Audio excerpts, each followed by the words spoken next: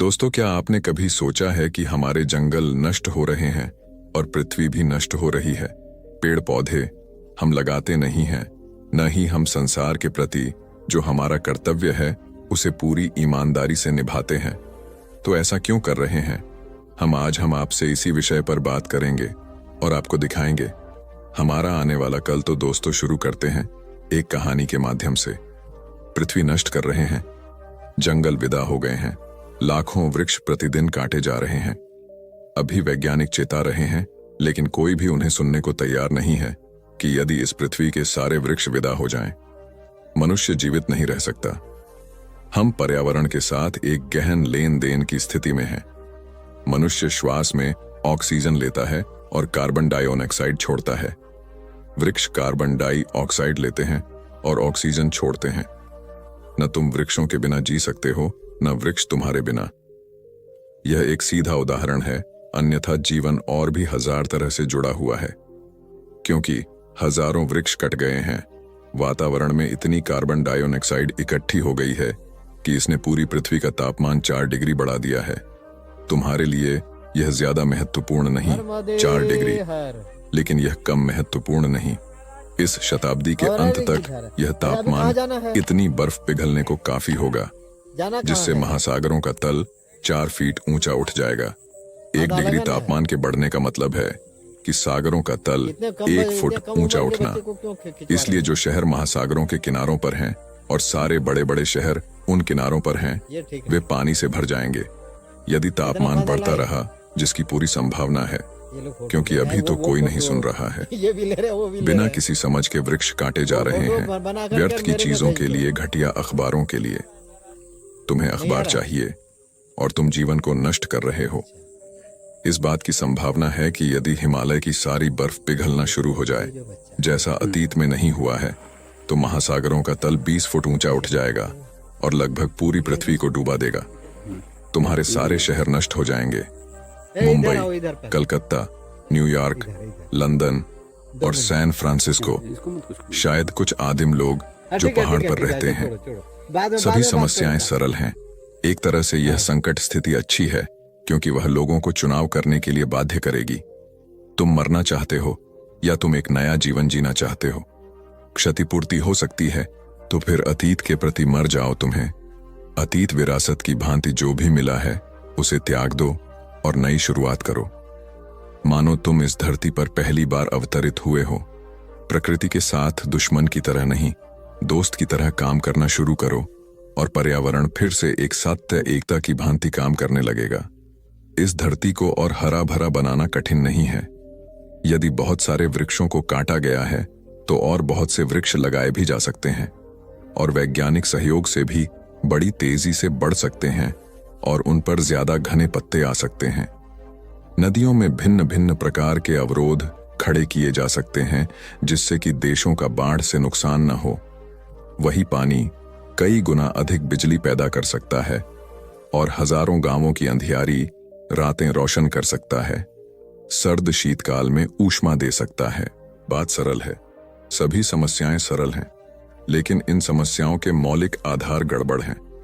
मैं सारी दुनिया को यह बताना चाहता हूं कि अगर तुम एक होने के लिए तैयार नहीं हो, तो इस ग्रह में विलीन होने को तैयार हो जाओ।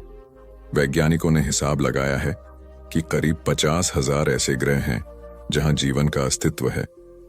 रात में जब तुम तारे देखते हो, वे तारे नहीं हैं, वे सूर्य हैं, लेकिन वे इतने दूर हैं कि चमकते तारे लगते हैं। तुम्हारा सूर्य बहुत औसत दर्जे का है। ये पृथ्वी की तुलना में बहुत बड़ा है, लेकिन दूसरे सौरमंडलों की तुलना में दूसरे सूर्य और अब तक 20 लाख सौरमंडल खोज लिए हैं। हमारा सूर्य बस औसत दर्जे का है। वे हमारे इस सूर्य से लाखों गुना बड़े हैं और उनके अपने ग्रह हैं। लेकिन कोई भी वैज्ञानिक इस बात का पता लगाने में समर्थ नहीं हुआ कि पूरे ब्रह्मांड में कहीं चेतना का अस्तित्व है या नहीं, और निश्चित ही ऐसा कोई निशान नहीं है कि गौतम बुद्ध, लाओ त्से, नागर बोधिधर्म जैसे लोग हैं। ऐसे लोग जिन्होंने अपने सत्य को पा लिया है। बगैर चेतना के यह संभव नहीं है। यह पृथ्वी पूरे ब्रह्मांड में समृद्धतम है और यह ब्रह्मांड अनंत है। इसकी कोई सीमा नहीं है। जीवन सिर्फ यहाँ इतने सुंदरतम ढंग से प्रकट हुआ जहाँ की चेतना है। और चेतना ने ऐसी विधियां विकसित की हैं कि वह शिखर तक पहुंच सके, चेतना के एवरेस्ट पर। चीजें ऐसी जगह आ गई हैं कि पूरी मानवता को जगाया जा सकता है। और यदि लोग चर्च, सिनागोग जाना बंद कर दें, स्वयं को अमेरिकन, रशियन, भारतीय कहना बंद कर दें, यदि वे घोषणा कर दें कि यह पूरी पृथ्वी एक है और सारी पृथ्वी वैज्ञानिकों को संसाधन उपलब्ध करवाएगी ताकि वे बेहतर जीवन के लिए कार्य कर सकें, अधिक जीवन, अधिक चेतना, बेहतर चेतना, हम सारी दुनिया इतने बुद्ध पुरुषों से भर सकते हैं कि फूल भी उतनी खुशबू नहीं दे पाएंगे। आज हम धरती को नष्ट कर रहे हैं, जो इस विशाल ब्रह्मांड में एकमात्र स्थान है, एक छोटा सा ग्रह जो चेतना के सर्वोच्च शिखर पर आ गया है। यह केवल मानवता के प्रति ही अपराध नहीं है, बल्कि पूरे ब्रह्मांड के प्रति अपराध है। एक व्यक्ति ने एक साधु से पूछा, भगवान, क्या मौत पर विजय पाई जा सकती है? साधु ने जवाब दिया, यह प्रश्न तुम तभी उठा सकते हो जब मौत से तुम बहुत डरे हो। मौत पर विजय पानी है, क्या कभी विश्राम नहीं करना है? दौड़ते ही रहना है, थमते ही रहना है। मौत दुश्मन नहीं है कि उस पर विजय पाओ, मौत तो महामित्र है। मौत तो तुम्हारे सारे जीवन के उपद्रव, सारे जीवन की आपाधापी के बाद विश्राम का क्षण है। मौत तो तुम्हें नई देह देगी, नया जीवन देगी। अगर कुछ पाठ लिए हों पुराने जीवन से तो नए जीवन में उनका उपयोग कर लेना। मौत तुम्हें एक अवसर देगी पुरानी आदतें छोड़ने, पुरानी देह के छोड़ने का। मौत तो एक महा अवसर है। मैंने सुना है, जब सिकंदर भारत की यात्रा को आया तो उसने सुन रखी थी एक कहानी ही मानता था, नहीं सोचा था कि सच होगी। सुन रखा था उसने कि कहीं रास्ते में मरुस्थलों में कोई एक ऐसा झरना है जिस झरने का जल पी लेने से आदमी अमर हो जाता है। सिकंदर जब आया तो उसने अपने सिपाहियों को कह रखा था कि पता लगाए रखना, जहां से गुजरो पता लगाए रखना कि वह झरना कहां है। और आखिर वह एक दिन घड़ी आ गई जब उस झरने का पता मिल गया। सिकंदर ने उस झरने पर चारों तरफ पहरा लगवा दिया, अकेला उस झरने के पास गया। एक छोटी सी खोह में, एक छोटी सी गुफा में वह झरना था। भीतर प्रवेश किया। बड़ा स्वच्छ निर्मल जल था, ऐसा जैसा कभी नहीं देखा। स्फटिक मणि जैसी स्वच्छता की बात तो सुनी थी मगर देखी नहीं थी, आज पहली बार देखी। सामने अमृत को देखकर फिर कोई रुके। जल्दी से अंजुली भरकर पीने को ही जा रहा था कि कोई आवाज पूंजी कि रुक। चारों तरफ देखा कि कौन है गुफा में। एक कौवा बैठा था। उस कौवे ने कहा, रुक, मेरी सुन ले, मेरी कथा सुन ले, मेरी दुख का कथा सुन ले, फिर पीना। एक क्षण रुक जाएगा तो कुछ हर्ज नहीं होगा। एक तो कौवा और बोले। भरी अंजलि छूट गई। सिकंदर भी एकदम घबरा गया और उसने पूछा कि क्या तुम्हें कहना है? उस कौवे ने कहा, मुझे यह कहना है कि जैसे तू सिकंदर है आदमियों में, ऐसा ही मैं भी सिकंदर हूं कौवों में। मैंने भी कहानी सुनी थी और मैं भी खोज में निकला था और अंततः मैंने यह झरना पा लिया और मैंने जी भर कर पानी पी लिया। इस बात को हुए सदियां बीत गईं। अब मैं मरना चाहता हूं और मर नहीं पा रहा हूं। सिर पटकता हूं, चोट नहीं लगती। पहाड़ से गिरता हूं, जिंदा का जिंदा। आग में चला जाता हूं, पंख नहीं जलते। जहर पीता हूं, असर नहीं होता। और अब मुझे मरना है। मैं थक गया, बहुत थक गया। अब कब तक जीता रहूं? किस लिए जीता रहूं?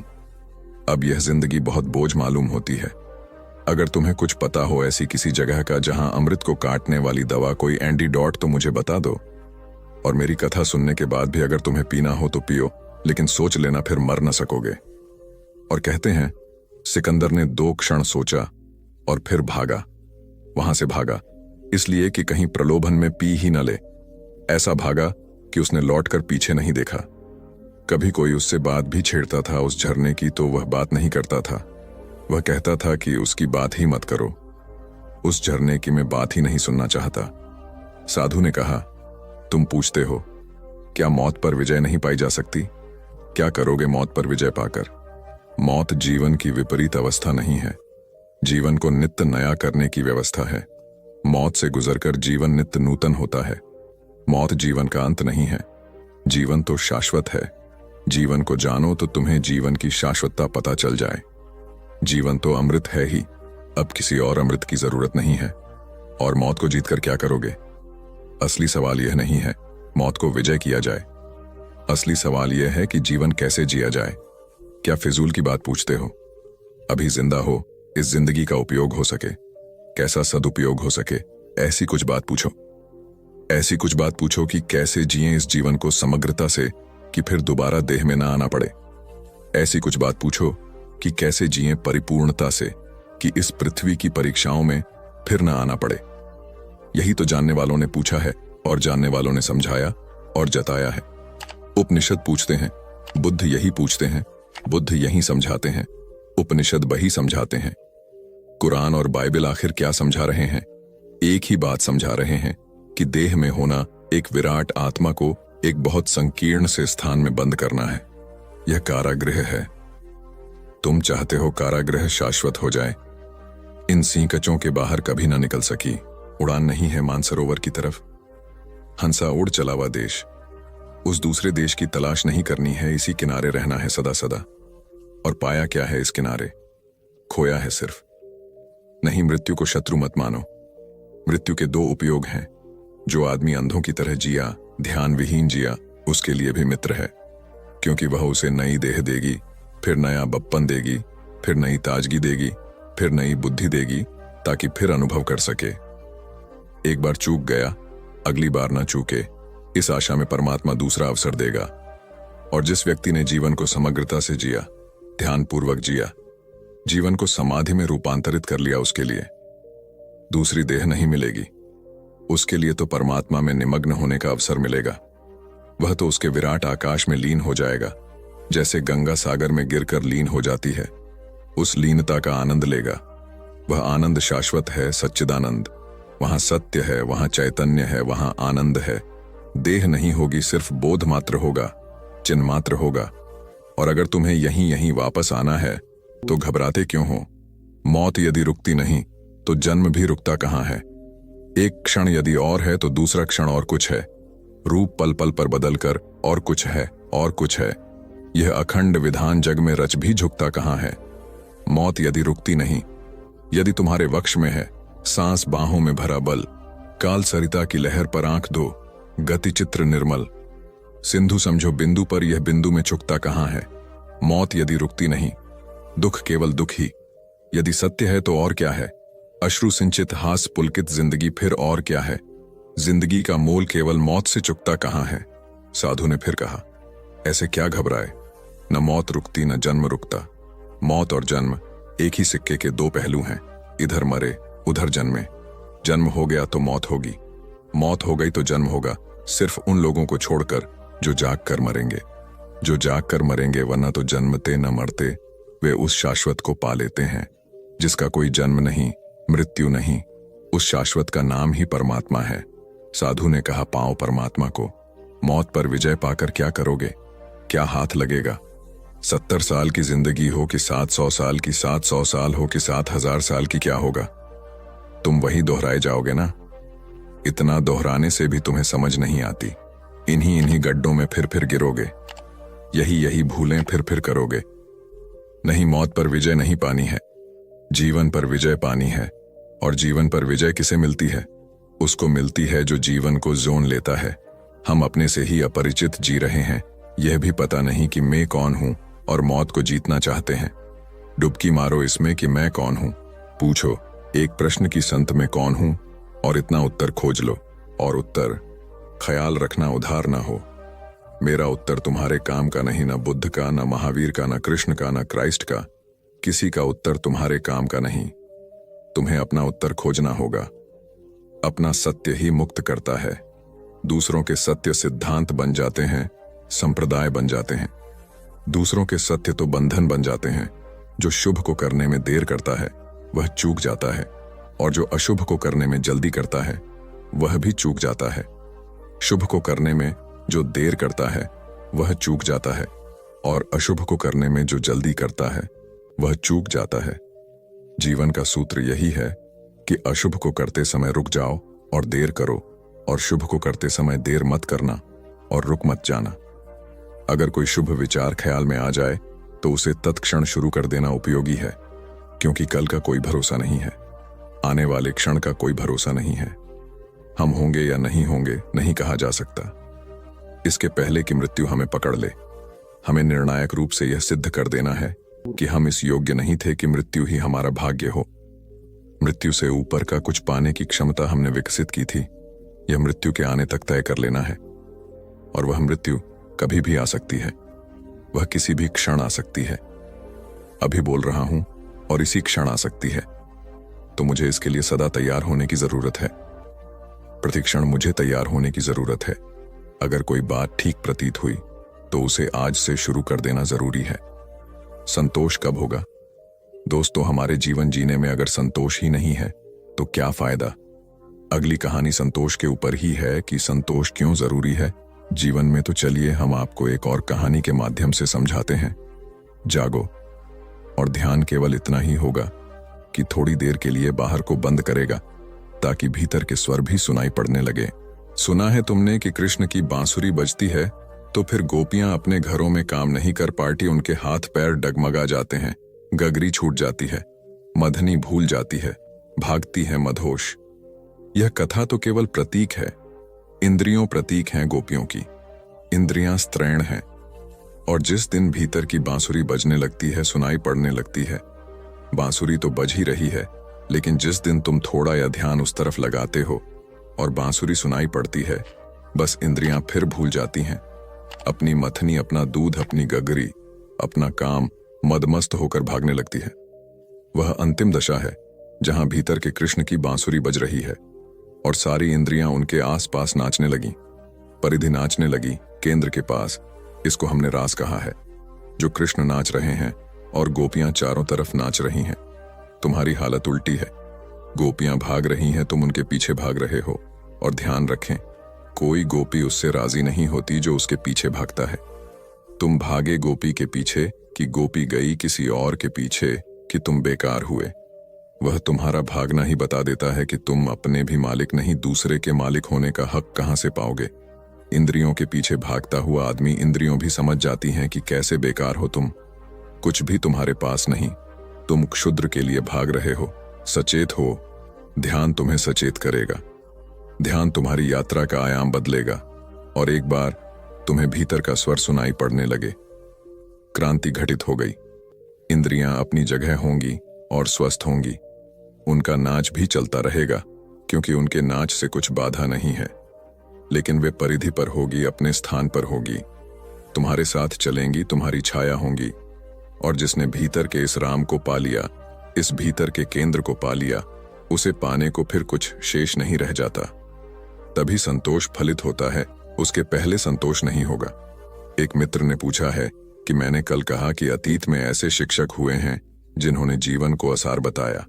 उन मित्र ने कहा है कि जीवन को असार किसी ने भी नहीं बताया, संसार को अंसार बताया है। संसार को भी असार बताया हो तो गलत बताया है। संसार असार नहीं है। संसार को देखने की दृष्टि गलत हो तो संसार असार दिखाई पड़ेगा। संसार को देखने की दृष्टि सम्यक हो तो संसार ही प्रभु के रूप में परिवर्तित हो जाता है। दृष्टि ही गलत हो सकती है और कुछ भी गलत नहीं है। लेकिन आदमी की पुरानी कमजोरी है, और वह यह कि दोष कभी भी अपने ऊपर नहीं लेना चाहता है। दोष सदा किसी और पर डाल देना चाहता है। संसार असार है, यह कहना सुविधापूर्ण मालूम होता है, बजाय इसके कि मेरी दृष्टि अंधी है, मेरी दृष्टि गलत है। संसार को असार कहने से मुझे स्वयं को नहीं बदलना पड़ता, लेकिन मेरे देखने का ढंग गलत है तो मुझे स्वयं को बदलने की जरूरत आ जाती है। एक छोटी सी कहानी से मैं समझाने की कोशिश करता हूं। एक गांव में सुबह सूरज निकलता था और एक घुड़सवार आकर रुका गांव के बाहर, गांव के द्वार पर। द्वार पर बैठे हुए एक बूढ़े आदमी से उसने पूछा कि मैं एक बात जानना चाहता हूं, इस गांव के लोग कैसे हैं? मैंने अपना पुराना गांव छोड़ दिया और नए गांव की तलाश में हूं जहां निवास कर सकूं। मैं जानना चाहता हूं, इस गांव के लोग कैसे हैं? यह गांव कैसा है? अगर अच्छा हो तो मैं यहां बस जाऊं। उस बूढ़े ने उस घुड़सवार को नीचे से ऊपर तक गौर से देखा और फिर कहा कि इस प्रश्न का उत्तर मैं तभी दे सकता हूं जब मेरे एक प्रश्न का उत्तर आप पहले दे दें। मैं जानना चाहता हूं कि उस गांव के लोग कैसे थे जिसे आपने छोड़ दिया है। यह बात सुनते ही उस आदमी की आंखें क्रोध के अंगारों से भर गईं और उसने कहा कि उस दृष्ट गांव का स्मरण भी न दिलाना। उस गांव से बदतर लोग जमीन पर कहीं भी नहीं हो सकते। उन्हीं दुष्टों के कारण मुझे वह गांव छोड़ना पड़ा है और यह आशा और प्रार्थना लेकर गांव छोड़ा है कि जिस दिन मेरे हाथ में शक्ति होगी उन्हें बताऊंगा। मेरे साथ जो दुर्व्यवहार किया गया है उसका फल उन्हें निश्चित चखाना है। उस बूढ़े आदमी ने कहा कि फिर क्षमा करें, मैं आपसे कहता हूं कि मैं 70 वर्षा से इस गांव में रह रहा हूं। इस गांव के लोग उस गांव से भी बुरे हैं। आप कोई और गांव खोज लें, इस गांव के लोग अच्छे नहीं हैं। रसवार जा भी नहीं पाया था कि पीछे से एक बैलगाड़ी आकर रुकी और उसमें सवार आदमी ने पूछा कि बाबा क्या सकता हूं, इस गांव के लोग कैसे हैं? मैंने अपना गांव छोड़ दिया है। उस बूढ़े ने कहा, बड़े आश्चर्य और बड़े संयोग की बात है, अभी मैं इसका उत्तर दिया ही हूं, लेकिन फिर मुझे पूछना पड़ेगा, तुम्हारे गांव के लोग कैसे थे जिसे तुमने छोड़ दिया? उस बैलगाड़ी के सवार की आंखें खुशी के आंसुओं से भर गई और उसने कहा, उनकी स्मृति भी मुझे आनंद से भर देती है। उतने प्यारे लोग शायद पृथ्वी के किसी गांव में खोजने से न मिले। दुर्भाग्य मेरा कि किसी मुसीबत में मुझे वह गांव छोड़ना पड़ा, और यह ही आशा लेकर गांव छोड़ा हूं कि जब भी सौभाग्य होगा तब वापस उसी गांव में जाकर बस जाऊंगा। कैसे हैं इस गांव के लोग? उस बूढ़े ने कहा, बैलगाड़ी गांव के भीतर मोड़ लो। मैं तुम्हारा स्वागत करता हूं और विश्वास दिलाता हूं, मैं 70 वर्षों से इस गांव में हूं। इस गांव से प्यारे और अच्छे लोग पृथ्वी पर कहीं भी नहीं खोजे जा सकते हैं। मैं भी उस गांव के दरवाजे पर था और मैंने उस बूढ़े आदमी की ये दोनों बातें सुनी। मैं बड़ी मुश्किल में पड़ गया। अगर मैंने एक बात सुनी होती तो ठीक था। पहले आदमी से उसने कहा था कि इससे बुरे आदमी कहीं भी खोजने कठिन है, और दूसरे आदमी से उसी ने कहा कि इस गांव से अच्छे आदमी खोजने कठिन है। जब वह बैलगाड़ी गांव के भीतर चली गई तो मैंने उस बूढ़े आदमी से पूछा कि मैं बहुत मुश्किल में पड़ गया हूं, इस गांव के लोग आखिर कैसे हैं? उस बूढ़े ने कहा, हर गांव के लोग वैसे ही होते हैं जैसे आप होते हैं। गांव के लोग आपके ऊपर निर्भर करते हैं कि आप कैसे हैं। गांव स्वर्ग हो जाता है अगर आपके भीतर प्रेम है, गांव नरक हो जाता है अगर आपके भीतर घृणा है। संसार तो बड़ा गांव है, थोड़ी देर के लिए हम उसमें मेहमान होते हैं, और उन लोगों को मैं अधार्मिक कहता हूं जो संसार को असार कहते हैं। धार्मिक आदमी मैं उसको कहता हूं जो असार को खोजता हो तो अपनी दृष्टि में, अपने मन में। अगर संसार बुरा दिखाई पड़ता हो, असार दिखाई पड़ता हो, शत्रु दिखाई पड़ता हो, तो जान लेना ठीक से कि वह उसी बात का प्रक्षेपण है जो आपके भीतर छिपी है, वह उसी का प्रोजेक्शन है। हम दूसरे में उसी को खोज लेते हैं जो हम हैं। आप होंगे असार तो संसार असार हो जाता है। जिस दिन आप सार को उपलब्ध होंगे उस दिन इस जगत में कुछ भी असार नहीं रह जाता। मूलतः व्यक्ति है महत्वपूर्ण, मूलतः हम भीतर जो हैं वह है महत्वपूर्ण, और सारा जगत भीतर जो है उसी रूप में दिखाई पड़ता है। असार चित्त को गलत देखने की दृष्टि को सारा जगत कांटों से भरा हुआ मालूम पड़ता है।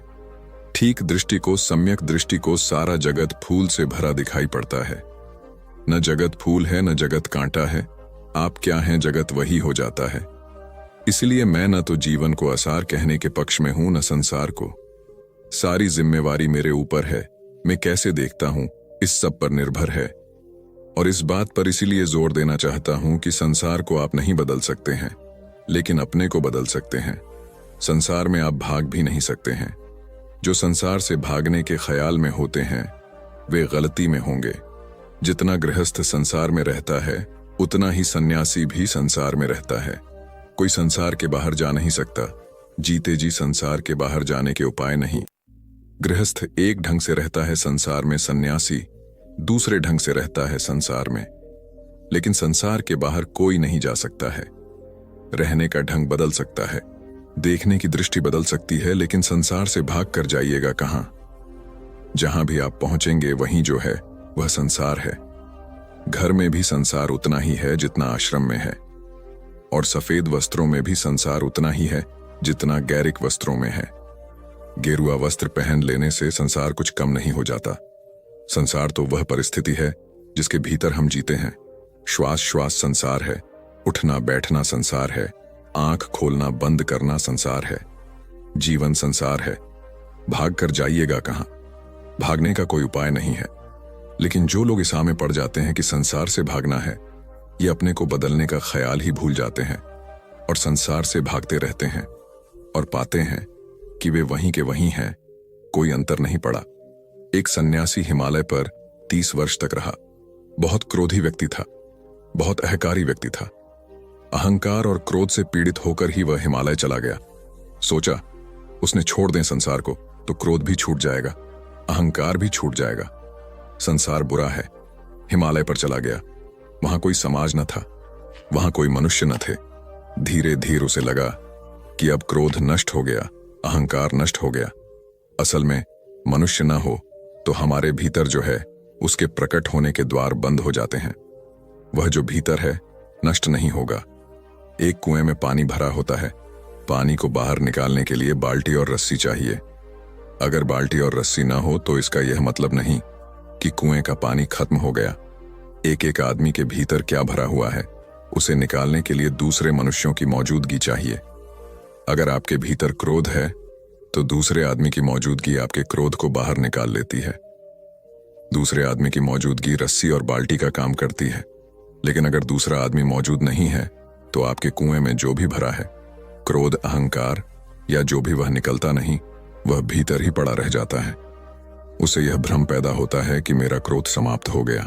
30 वर्षे हिमालय के एकांत में उस आदमी को पक्का विश्वास आ गया कि अब न क्रोध है न अहंकार है। धीरे धीरे उसकी कीर्ति नीचे पहाड़ों पर उतरने लगी। एक बहुत बड़ा कुंभ का मेला था और कुछ लोग उसके पास गए और उन्होंने निवेदन किया कि आप नीचे चलें और लोगों को दर्शन दें। उसने भी सोचा कि अब तो क्रोध को जीत लिया, अहंकार को जीत लिया, अब चलूं, अब कोई हर्ज नहीं है। वह उन लोगों के साथ पहाड़ से नीचे उतरा। मेले में तो लाखों लोग थे। जब वह मेले की भीड़ में अंदर चलने लगा, भीड़ भड़क्का था, भारी भीड़ थी।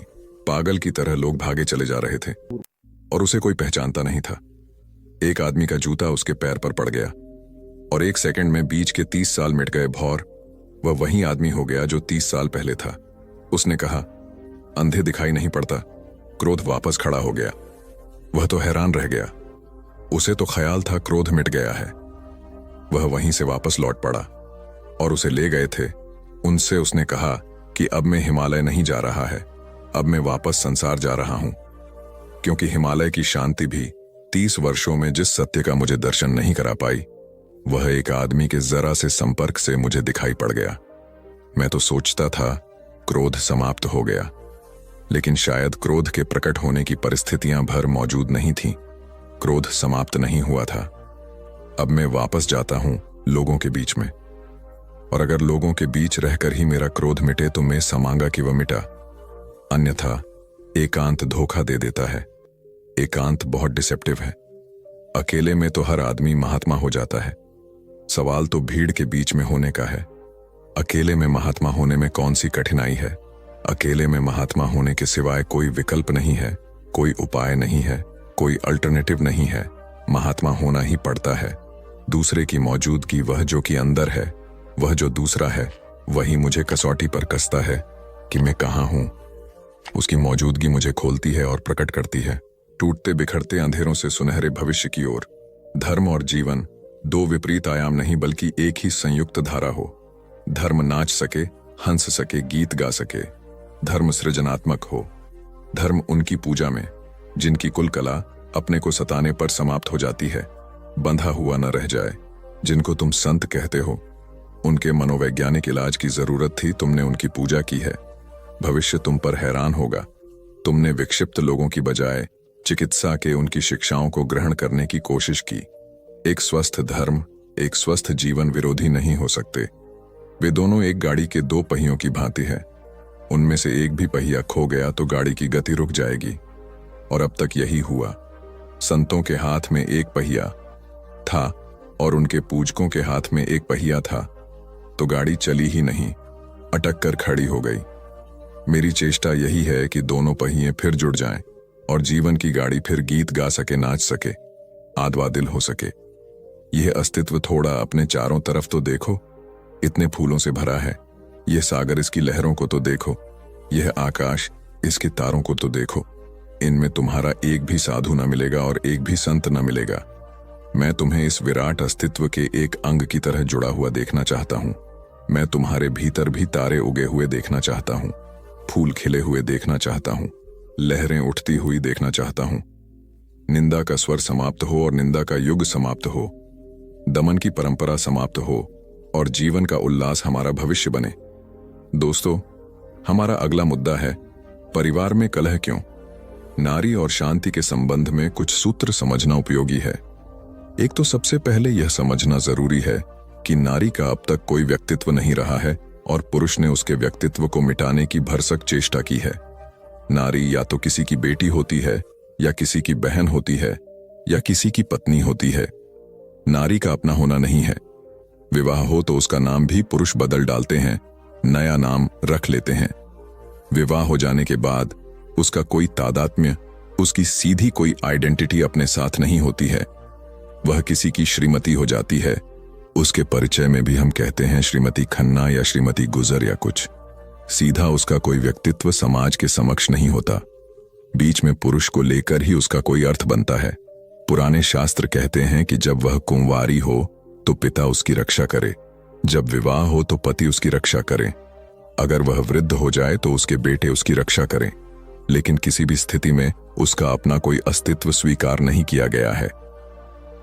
नारी को समझने के लिए पहली बात समझना यह जरूरी है कि उसके पास व्यक्तित्व नहीं है, और जिसके पास व्यक्तित्व न हो वह शांति का आधार कभी भी नहीं बन सकती। जिसके पास व्यक्तित्व नहीं है वह स्वयं इतना अशांत होगा कि वह शांति का आधार नहीं बनता। जीवन की बड़ी से बड़ी शांति की उपलब्धि अपने व्यक्तित्व को पाने से शुरू होगी, और जिस दिन जो हम बनने की पैदा हुए हैं वही बन जाते हैं, उसी दिन मन प्रफुल्लता से भर जाता है। एक गुलाब का पौधा है, उसकी खुशी कब पूरी होती है, उसका आनंद कब प्रकट होता है? जब उसके फूल पूरी तरह हो जाते हैं, जब आकाश की हवाओं को वह अपनी सुगंध को लुटा देता है, और जब सूरज की किरणों में उसके खिले हुए फूल नाच लेते हैं, और जब राह से गुजरने वाले अपरिचित राहगीर उसकी सुगंध की संगीत से भर जाते हैं, तब वह पौधा तृप्त हो जाता है। लेकिन जब तक किसी पौधे में फूल ना आए तब तक उस पौधे में एक बेचैनी, एक अशांति बनी रहती है। नारी फूल को उपलब्ध ही नहीं हो पाती है क्योंकि उनका अस्तित्व ही अस्वीकृत है। उसके व्यक्तित्व को ही जगह नहीं है। अपनी हैसियत जब तक नारी को उपलब्ध नहीं हो तब तक नारी शांत नहीं हो सकती, और नारी की अशांति इतनी महंगी है जिसका हिसाब नहीं। यद्यपि पुरुष ने ही नारी का व्यक्तित्व छीना है और पुरुष ही नारी के अशांत होने से 1000 गुना अशांत हो गया है, लेकिन उसे पता नहीं चलता कि उसने व्यक्तित्व छीना है इसलिए इतनी अशांति है, बल्कि शायद तक यही कहता है। सभी मूढ़ तर्क इसी भांति चलते हैं कि वह सोचता है कि नारी का व्यक्तित्व थोड़ा बहुत जो बचा है वह भी छीन लेना जरूरी है ताकि शांति पूरी हो जाए। शांति होगी व्यक्तित्व के प्रकट होने से, व्यक्तित्व के छीन लेने से नहीं, क्योंकि नारी कभी तृप्ति अनुभव कर ही नहीं पाती। चूंकि व्यक्तित्व छीना गया है इसलिए कभी वह ऑथेंटिक, प्रामाणिक रूप से अपने पैरों पर खड़ी ही नहीं हो पाती, और हमने सारी व्यवस्था ऐसी की है कि वह खड़ी ना हो पाए। हजारों वर्षों तक नारी को शिक्षा नहीं दी, सिर्फ इसलिए कि शिक्षित होने से वह अपने पैरों पर खड़े होने का प्रयास शुरू करेगी। पैर के नीचे से जमीन खींचनी हो तो शिक्षा मत दो। अगर शिक्षा न दी जाए तो पंगु हो जाता है व्यक्ति, और उस समाज में जहां शिक्षित की गति होगी नारी कोई गति न कर पाएगी। इसलिए नारी को वर्जित रखा, हजारों वर्षों तक शिक्षा नहीं दी। लेकिन अशिक्षित नारी का मतलब अशिक्षित मां, अशिक्षित पत्नी, अशिक्षित बेटी, अशिक्षित बहन, अशिक्षित प्रेमिका। नारी को अशिक्षित रखने का अर्थ क्या होगा कि जीवन के सब तलों पर अशिक्षित नारी खड़ी हो जाएगी, और शिक्षित पुरुष और अशिक्षित नारी के बीच इतना बड़ा फासला हो जाएगा कि उसके बीच तालमेल बिठाना मुश्किल है। इसलिए धीरे धीरे नारी की स्थिति एक दासी की हो गई और पुरुष मालिक बन गया। पति का मतलब ही मालिक होता है, स्वामी का मतलब भी मालिक होता है, और हजारों साल से स्त्री पति को स्वामी कह रही है और अपने पत्रों में आपकी दासी लिखकर दस्तखत कर रही है।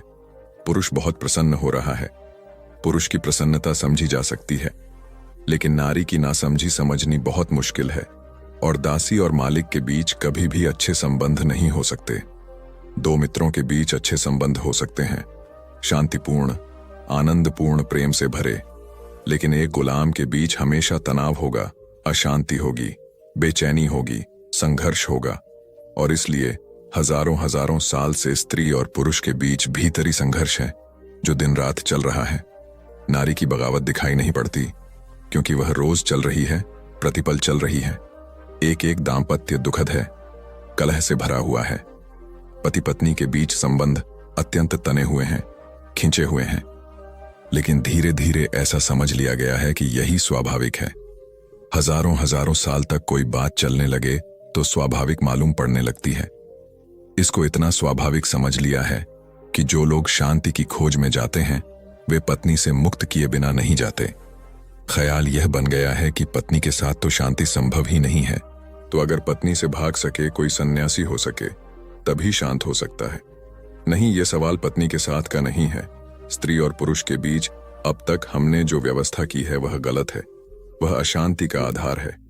अगर स्त्री और पुरुष के बीच कभी भी शांतिपूर्ण, प्रेमपूर्ण, आनंदपूर्ण, मैत्रीपूर्ण व्यवस्था लानी हो तो पहली तो बात जरूरत है कि स्त्री ठीक पुरुष के समकक्ष खड़ी हो। पुरुष के समान खड़े होने का यह मतलब नहीं है कि स्त्रियां पुरुषों जैसी हो जाएं। पुरुषों के समान होने का अर्थ है कि पुरुषों ने पुरुष होने में जितना विकास किया है स्त्रियां होने में उतना विकास करें। मेरी अपनी दृष्टि ऐसी है कि स्त्री और पुरुष के व्यक्तित्व में एक बुनियादी भेद है और है यह शुभ है, परमात्मा की बड़ी कृपा है। वही आकर्षण है स्त्री और पुरुष के लिए। वह जो भेद है वह भेद बहुत गहरा है। अगर वह भेद टूटता है तो या तो पुरुष रमण हो जाए और या स्त्री जो है वह पुरुष हो जाए। दोनों हालत में नुकसान होगा। स्त्री की शिक्षा तो होनी ही चाहिए पुरुष के बराबर, लेकिन उसके अपने आयाम में, उसकी अपनी दिशा में। उस दिशा में अगर शिक्षा होगी तो ही सार्थक है। आज हम शिक्षा भी दे रहे हैं तो वह सारी शिक्षा पुरुष के लिए ईजाद की गई है और उसी पुरुष के लिए ईजाद की गई शिक्षा के ढांचे में स्त्री को भी ढाला जा रहा है। उसके परिणाम घातक हो रहे हैं। यूनिवर्सिटी से पढ़ लिख कर जो लड़की निकलती है उसमें स्त्रैण तत्व थोड़ा अनिवार्य रूपेण कम होगा, कम हो ही जाएगा। कम हो जाना अनिवार्य है क्योंकि शिक्षा पुरुष के लिए ईजाद की गई थी। तो दोस्तों, कैसी लगी आपको हमारी ये रियल स्टोरी? कमेंट में बताएं। तो चलिए अगली स्टोरी शुरू करते हैं और समझा खुद बदलो। नमस्कार दोस्तों। तो दोस्तों, प्रभावशाली होना, लोगों का चहेता होना किसको पसंद नहीं है? जब लोग हमें पसंद करते हैं तो इसके कई सारे फायदे भी हैं, जैसे कि आप कभी अकेले नहीं होंगे आपके किसी काम में हाथ बटाने के लिए, और आपसे प्यार करने वाले लोग आपके साथ होते हैं, या जैसे आपके लिए लोगों की रजामंदी पाना या उनका समर्थन पाना आसान हो जाता है आपके साथ कोई काम करने में। लेकिन प्रभावशाली होना कोई आसान चीज नहीं है। इसीलिए इस वीडियो में हम बात करेंगे उन 7 आदत के बारे में जिन्हें अपनाकर कोई भी साधारण से साधारण व्यक्ति भी एक प्रभावशाली व्यक्ति बन सकता है। और अगर आप इन आदतों को अपने जीवन में अपनाते हैं तो फिर आपको पता भी नहीं चलेगा और आपके आसपास के लोग आपसे प्रभावित होते रहेंगे। आप जहां भी जाएंगे लोग आपकी तरफ खींचे चले आएंगे। तो चलिए आज की कहानी शुरू करते हैं। दूर किसी गांव में एक हरीश नाम का लड़का रहता था। वह इस बात से परेशान था कि वह प्रभावी इंसान नहीं है। वह बहुत कोशिश करने के बावजूद भी वह अपनी बातों, अपने काम और अपने स्वभाव से लोगों को प्रभावित नहीं कर पा रहा था। उसकी हार्दिक इच्छा थी कि वह एक ऐसा इंसान बने जिसकी सब बात माने, जिसके साथ सब काम करना चाहे और अपना समय बिताना चाहे। लेकिन उसके साथ सब कुछ उल्टा हो रहा था। ना तो कोई उसके साथ समय बिताना पसंद करता था और ना ही कोई उसकी बातों को गंभीरता से लेता था। कुल मिलाकर लोगों के बीच वह तो वह था, लेकिन हमेशा खुद को अकेला ही महसूस करता। उसके उपस्थित होने या ना होने से किसी को कुछ खास फर्क नहीं पड़ता था। इन सब घटनाओं की वजह से उसका आत्मविश्वास भी दिन प्रतिदिन कम होता जा रहा था। अपनी ऐसी हालत को देखकर वह बहुत ही उदास और परेशान रहने लगा। जिस शहर में हरीश रहता था उसी नगर के बाहर एक बौद्ध भिक्षु भी रहते थे। वह बौद्ध भिक्षु अपने अति प्रभावशाली व्यक्तित्व के लिए प्रसिद्ध थे। जो भी उनसे मिलता वह उनसे प्रभावित हो जाता था। बिना उनसे मिले नहीं रह पाते। उनके लिए जरूरी है तो कभी भी एक प्रभावशाली व्यक्ति बात करने का तरीका, उनके हाव भाव और उनका लोगों को समझना और समझाने का तरीका बहुत ही प्रभावी और आकर्षक था। सभी कहते थे कि वह एक बहुत ही प्रभावशाली व्यक्ति हैं, जिनके व्यक्तित्व में ऐसा जादू है जो किसी को भी मोहित कर देता है। एक दिन शाम के समय वह लड़का उदास मन के साथ तालाब के किनारे बैठा हुआ था। तभी उसका एक मित्र उसके पास आता है और कहता है, दोस्त, मुझे तुम्हारी समस्या का हल मिल गया। यह सुनकर हरीश बहुत अधिक खुश हो जाता है और पूछता है, क्या समाधान है? तभी उसका दोस्त बताता है कि मुझे एक ऐसे बौद्ध भिक्षु के बारे में पता चला है जो एक प्रभावशाली व्यक्तित्व के मालिक हैं, और मुझे पूरा भरोसा है कि उनके पास तेरी इस समस्या का समाधान अवश्य होगा। यह सुनकर हरीश उसकी बातों से सहमत हो गया। हरीश तुरंत ही उन बौद्ध भिक्षुक से मिलने के लिए निकल पड़ता है और उन्हें सारी समस्या बताता है कि कैसे वह एक प्रभावशाली इंसान बनना चाहता है, लेकिन बहुत कोशिश करने के बाद भी वह ऐसा इंसान नहीं बन पा रहा है। बौद्ध भिक्षु ने हरीश की बात पूरे ध्यान से सुनी और फिर कहा, तो तुम चाहते क्या हो? हरीश ने कहा, लोग कहते हैं कि आपका व्यक्तित्व बहुत ही प्रभावशाली है, तो मैं आपकी तरह ही अपना व्यक्तित्व भी प्रभावशाली कैसे बना सकता हूं? यह सुन बौद्ध भिक्षु ने गंभीर होकर कहा, सबसे पहले तो तुम यह समझो कि एक प्रभावशाली इंसान बनने के लिए अच्छा व्यक्तित्व यानी अच्छी पर्सनालिटी नहीं बल्कि चरित्र का होना जरूरी है। क्योंकि अगर सिर्फ किसी इंसान का व्यक्तित्व अच्छा है तो वह कुछ समय के लिए तो लोगों को प्रभावित कर सकता है, लेकिन बहुत ही जल्दी लोग यह समझ जाएंगे कि उसके काम के पीछे कोई ना कोई मतलब है, कोई उद्देश्य है। लेकिन अगर तुम्हारा चरित्र अच्छा है तो सभी लोग तुम्हारे साथ रहना पसंद करेंगे और तुम अपने आसपास के लोगों को प्रभावित करते रहोगे और तुम्हें इस बात का पता भी नहीं चलता। लेकिन याद रखना, इसके लिए तुम्हें अंदर से बदलना पड़ेगा। तो क्या तुम एक प्रभावशाली इंसान बनने के लिए खुद को अंदर से बदलने के लिए तैयार हो? लड़के ने कहा, जी महाराज जी, मैं पूरी कोशिश करूंगा। बौद्ध भिक्षु ने कहा, एक प्रभावशाली इंसान के अंदर ये 7 आदतें होती हैं जो तुम्हें अपनानी पड़ेगी। बौद्ध भिक्षु ने कहना शुरू किया, पहली आदत, सक्रिय यानी प्रोएक्टिव बनो। हमारे आसपास जो कुछ भी होता है हम इसे बदल नहीं सकते, लेकिन इस पर क्या प्रतिक्रिया देना है यह पूरी तरह से हमारे हाथ में है। एक प्रोएक्टिव व्यक्ति बनने का मतलब है कि हमारे आसपास के लोग चाहे जो कुछ भी कहे, लेकिन हमें उससे विचलित नहीं होना है। जब लोग हमारे बारे में कुछ बुरा बोलते हैं तो कमी हमारे अंदर नहीं बल्कि उनके अंदर होती है। वह जो भी नकारात्मक बातें हमारे बारे में बोल रहे होते हैं उससे हमें उनके नकारात्मक नजरिए का पता चलता है, जिस नजरिए से वह दुनिया को देख रहे होते हैं। प्रोएक्टिव व्यक्ति होने का मतलब यह भी है कि हम किसी बुरी परिस्थिति से प्रभावित ना हो, फिर चाहे मौसम खराब हो या घर में अचानक कहीं कोई मुसीबत आ जाए। एक प्रोएक्टिव व्यक्ति को कोई फर्क नहीं पड़ता, उसकी जिंदगी में बुरा वक्त आए या गरीबी, वह हर हाल में खुश रहता है। ऐसा व्यक्ति बुरी से बुरी परिस्थिति में भी बिना कोई शिकायत किए चुपचाप अपना काम करता रहता है और जीवन के सबसे अच्छे दिनों में भी वह बेलगाम नहीं हो जाता, बल्कि तब भी खुद को शांत और स्थिर रखता है। प्रोएक्टिव व्यक्ति का उल्टा होता है प्रतिक्रियाशील व्यक्ति। ऐसा व्यक्ति अपने आसपास के माहौल से बहुत जल्दी प्रभावित हो जाया जाता है। अगर कोई उसकी बुराई करता है तो वह दुखी हो जाता है, अगर कोई उसकी तारीफ करता है तो वह खुश हो जाता है। अगर ऐसे व्यक्ति के साथ कुछ बुरा होता है तो वह खुद भी बुरा बन जाता है। तो अब तुम समझ गए होंगे कि प्रतिक्रियाशील व्यक्ति कभी भी एक प्रभावशाली व्यक्ति नहीं बन सकता, क्योंकि उसका नियंत्रण दूसरे के हाथों में होता है। दूसरा व्यक्ति जब भी चाहे तो उसकी बुराई करके या उसको गुस्सा दिलाकर उसे परेशान कर सकता है, जबकि एक प्रोएक्टिव व्यक्ति का नियंत्रण पूरी तरह से उसके अपने हाथों में होता है। उसे कोई भी दुखी या परेशान नहीं कर सकता जब तक कि वह खुद ना चाहे। उसे कोई फर्क नहीं पड़ता कि सामने वाला उसके बारे में क्या बोलता है या क्या सोचता है। इसलिए प्रोएक्टिव व्यक्ति एक प्रभावशाली व्यक्ति होता है। तो तुम्हें भी एक प्रोएक्टिव व्यक्ति बने रहना है, ना कि प्रतिक्रियाशील व्यक्ति। दूसरी आदत, अंत को ध्यान में रखकर शुरुआत करो।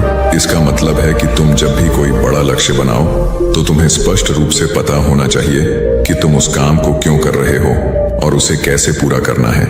यानी कि हर काम की शुरुआत में ही तुम्हें उसे करने का कारण और काम को पूरा करने की योजना स्पष्ट रूप से पता होनी चाहिए। और एक बार जब तुमने अपने काम का क्यों और कैसे पता कर लिया, तो फिर तुम्हारे रोज के छोटे छोटे काम और उसके परिणाम तुम्हारे लक्ष्य की तरफ होनी चाहिए, तुम्हारी योजना से मेल खाने चाहिए। अगर तुम हर रोज वह नहीं कर रहे हो जो तुम्हारे लक्ष्य नहीं बन सकते, जैसे कि अगर तुमने अपना वजन कम करने का लक्ष्य निर्धारित किया है और तुम हर रोज मेहनत नहीं कर रहे हो, पसीना नहीं बहा रहे हो, तो इसका मतलब है कि तुम्हारे रोज के काम तुम्हारे लक्ष्य और उसकी योजना से मेल नहीं खा रहे हैं। तुम्हारी कहनी और करनी में अंतर है और इस तरीके से लोग कभी भी तुमसे प्रभावित नहीं होंगे। इसलिए अगर तुम एक प्रभावशाली व्यक्ति बनना चाहते हो तो तुम्हें तुम्हारे काम का कारण और उसे पूरा करने का तरीका स्पष्ट रूप से पता होना चाहिए और साथ ही तुम्हारे विचार और कर्म भी उसके साथ मेल खाने चाहिए। बौद्ध भिक्षु ने आगे कहा, तीसरी आदत, जरूरी चीजें सबसे पहले करो। एक दिन में हमारे सामने बहुत से काम होते हैं, लेकिन हम हर काम तो नहीं कर सकते, इसलिए हमें अपने सबसे महत्वपूर्ण कामों को सबसे पहले करना चाहिए। लेकिन महत्वपूर्ण काम क्या है? देखो बेटा, महत्वपूर्ण काम वह है जिन्हें हम व्यक्तिगत रूप से सबसे मूल्यवान मानते हैं। सबसे महत्वपूर्ण कामों को सबसे पहले करने का मतलब है कि हम अपना समय और ऊर्जा अपने लक्ष्य और अपने जीवन के लिए सबसे महत्वपूर्ण कामों पर लगा रहे हैं।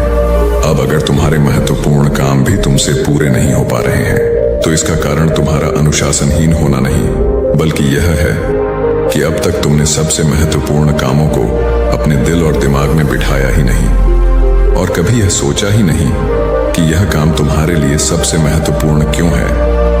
असल समस्या काम का ज्यादा होना नहीं, बल्कि फालतू कामों को ना नहीं बोल पाने की है। जैसे कि तुम कोई बहुत जरूरी काम कर रहे थे, लेकिन तभी तुम्हारा एक मित्र आता है और कहता है, चल थोड़ी देर घूम के आते हैं और बातें भी कर लेंगे। लेकिन अगर तुम्हारे दिमाग में तुम्हारा महत्वपूर्ण काम बैठा हुआ है, तो तुम तुरंत ही उसे पूरी विनम्रता के साथ जाने के लिए मना कर दो। और तुम्हें यही करना है। दिन भर के सारे गैर जरूरी कामों को तब तक ना करो जब तक कि तुम्हारे सबसे महत्वपूर्ण काम पूरे ना हो जाए। तो अब तुम समझ गए होगे कि प्रभावशाली लोग सबसे महत्वपूर्ण कामों को सबसे पहले खत्म करते हैं। बौद्ध भिक्षु ने आगे कहा, चौथी आदत, किसी भी काम में खुद के फायदे के साथ साथ दूसरों के फायदे के बारे में भी सोचो।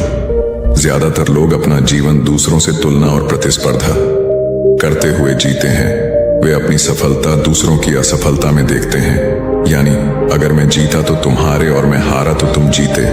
इस तरह से जीवन हार जीत का खेल बनकर रह जाता है। लेकिन जो प्रभावशाली लोग होते हैं, वे प्रतिस्पर्धा में नहीं, बल्कि आपसी सहयोग में विश्वास रखते हैं। उनका मानना होता है कि इस दुनिया में सभी के लिए सब कुछ पर्याप्त मात्रा में है और सबको उसका हिस्सा मिलना चाहिए।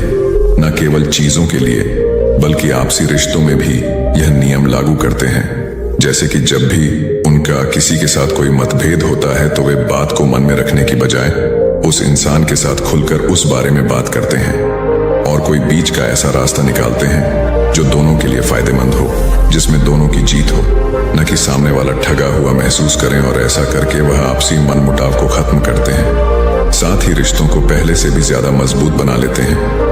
तो अब तुम समझ गए होगी कि प्रभावशाली बनने के लिए तुम्हें खुद के अलावा सामने वाले के फायदे के बारे में भी सोचना होता है।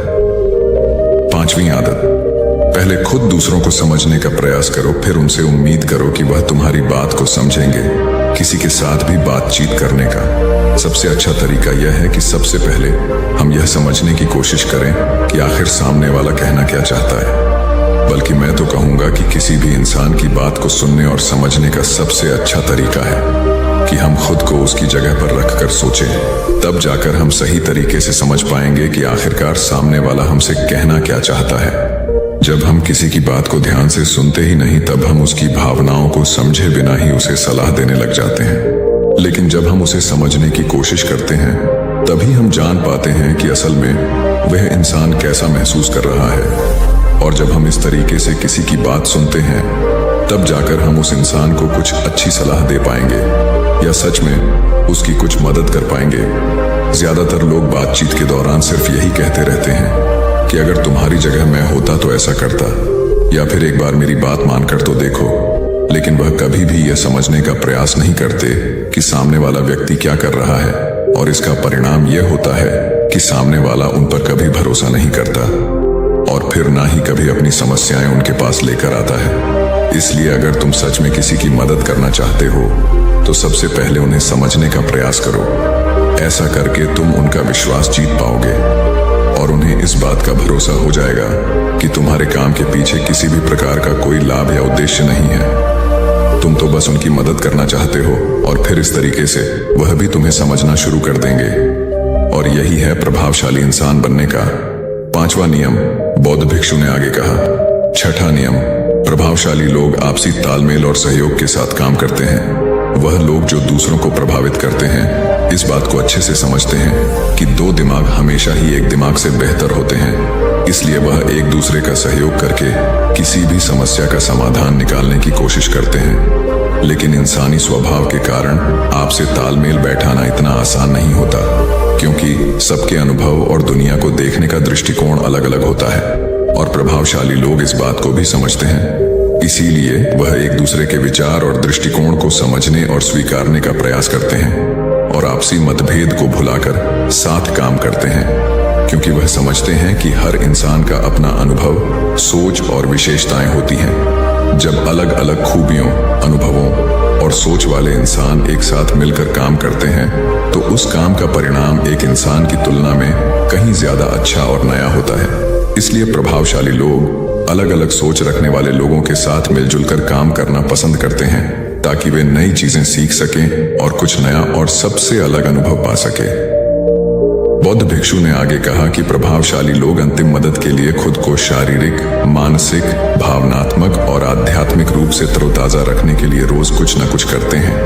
प्रभावशाली लोग इस बात को अच्छे से समझते हैं कि अगर उनके जीवन में कोई सबसे महत्वपूर्ण चीज है तो वह है उनका शरीर और उनका दिमाग, और वह इसे मजबूत और ताजगी से रखने के लिए रोज कुछ नया सीखते और करते हैं।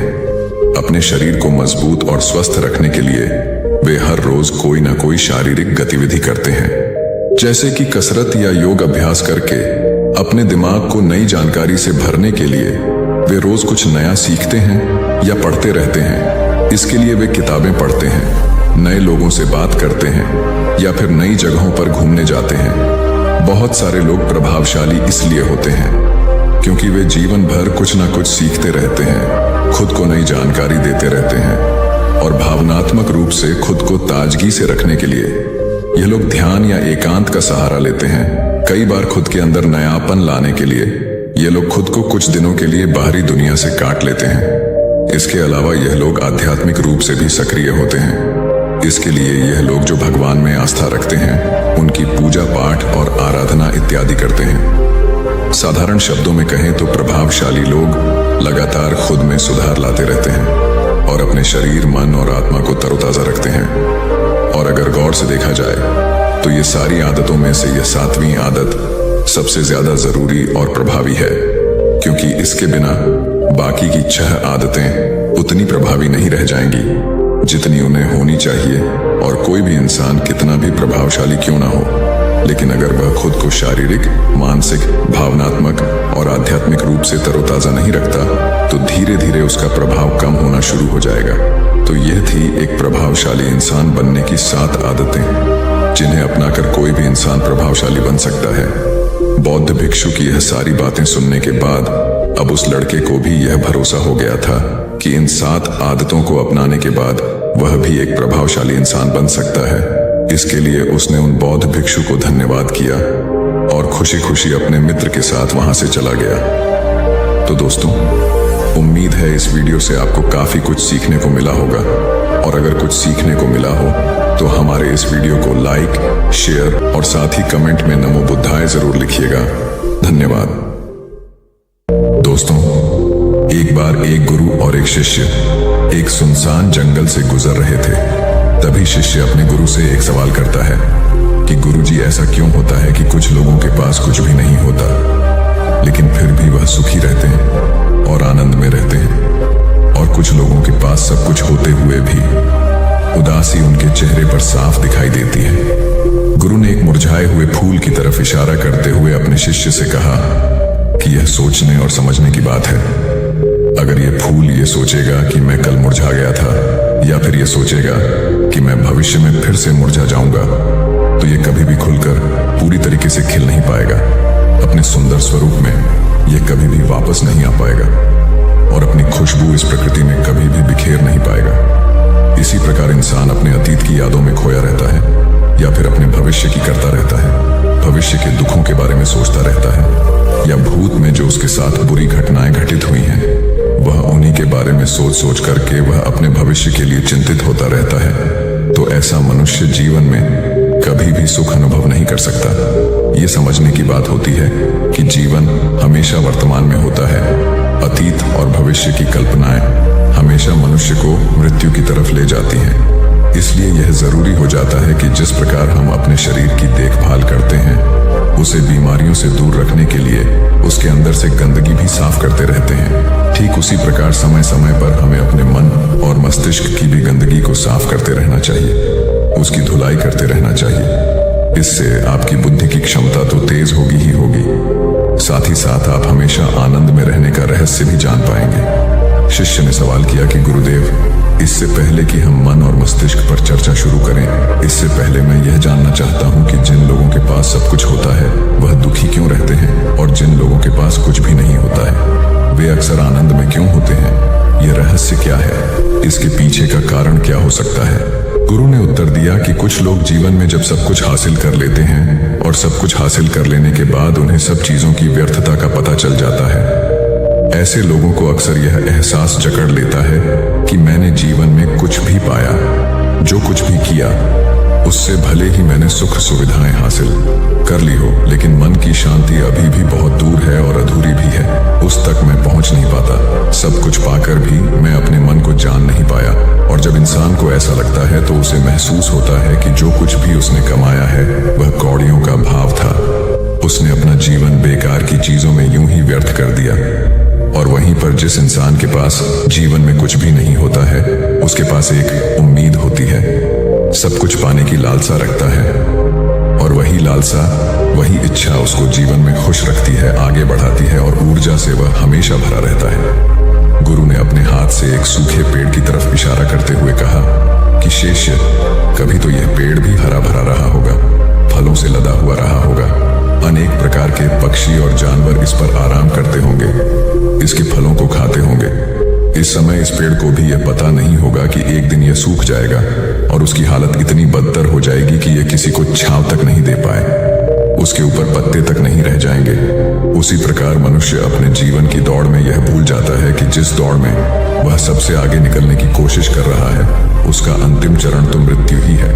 काश वो कभी इस दौड़ से अलग हटकर यह देख पाए कि इसका अंतिम चरण उसे कहां तक पहुंचाएगा। जिस दौड़ को वह सबसे आगे निकलकर जीतने के ख्वाब देख रहा है, उसका वास्तव में अंतिम चरण मृत्यु ही है।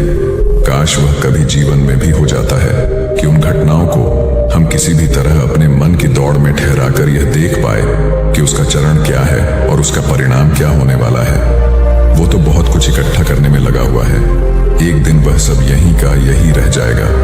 इकट्ठा करते करते एक दिन उसका शरीर मृत्यु को प्राप्त हो जाएगा और फिर उसका शरीर आग में जलकर राख हो जाएगा, लेकिन उसके द्वारा बनाई हुई चीज सब यहीं की यहीं पड़ी रह जाएगी। लेकिन इंसान चीजों को इकट्ठा करते करते अपनी जिंदगी को जीना भूल जाता है। वह कभी ठीक से खुलकर हंस भी नहीं पाता, बस इकट्ठा करने में लगा रहता है और इकट्ठा करते करते वह अपने सब सुख, चैन, खुशी सब कुछ खो देता है। ऐसा भी हो सकता है कि वह ऐसे कार्यों की तरफ आगे बढ़ सकता है जो उसके जीवन में आनंद पैदा करता हो, जो उसके जीवन को एक नई दिशा दे। गुरु ने कहा कि एक योगी ही होता है जो जीवन की दौड़ में ठहर जाता है, जो यह समझ लेता है कि जीवन का अंतिम चरण तो मृत्यु ही है। इसीलिए वह जीवन में सुख सुविधाएं हासिल करने की बजाय खुद के मन और मस्तिष्क को एक नए आनंद की तरफ ले जाने का प्रयास शुरू कर देता है। शिष्य ने सवाल किया कि गुरुदेव, क्या एक गृहस्थ जीवन में जीने वाला मनुष्य उस आनंद की प्राप्ति नहीं कर सकता? और अगर कर सकता है तो किस प्रकार शुरुआत उसे करनी चाहिए?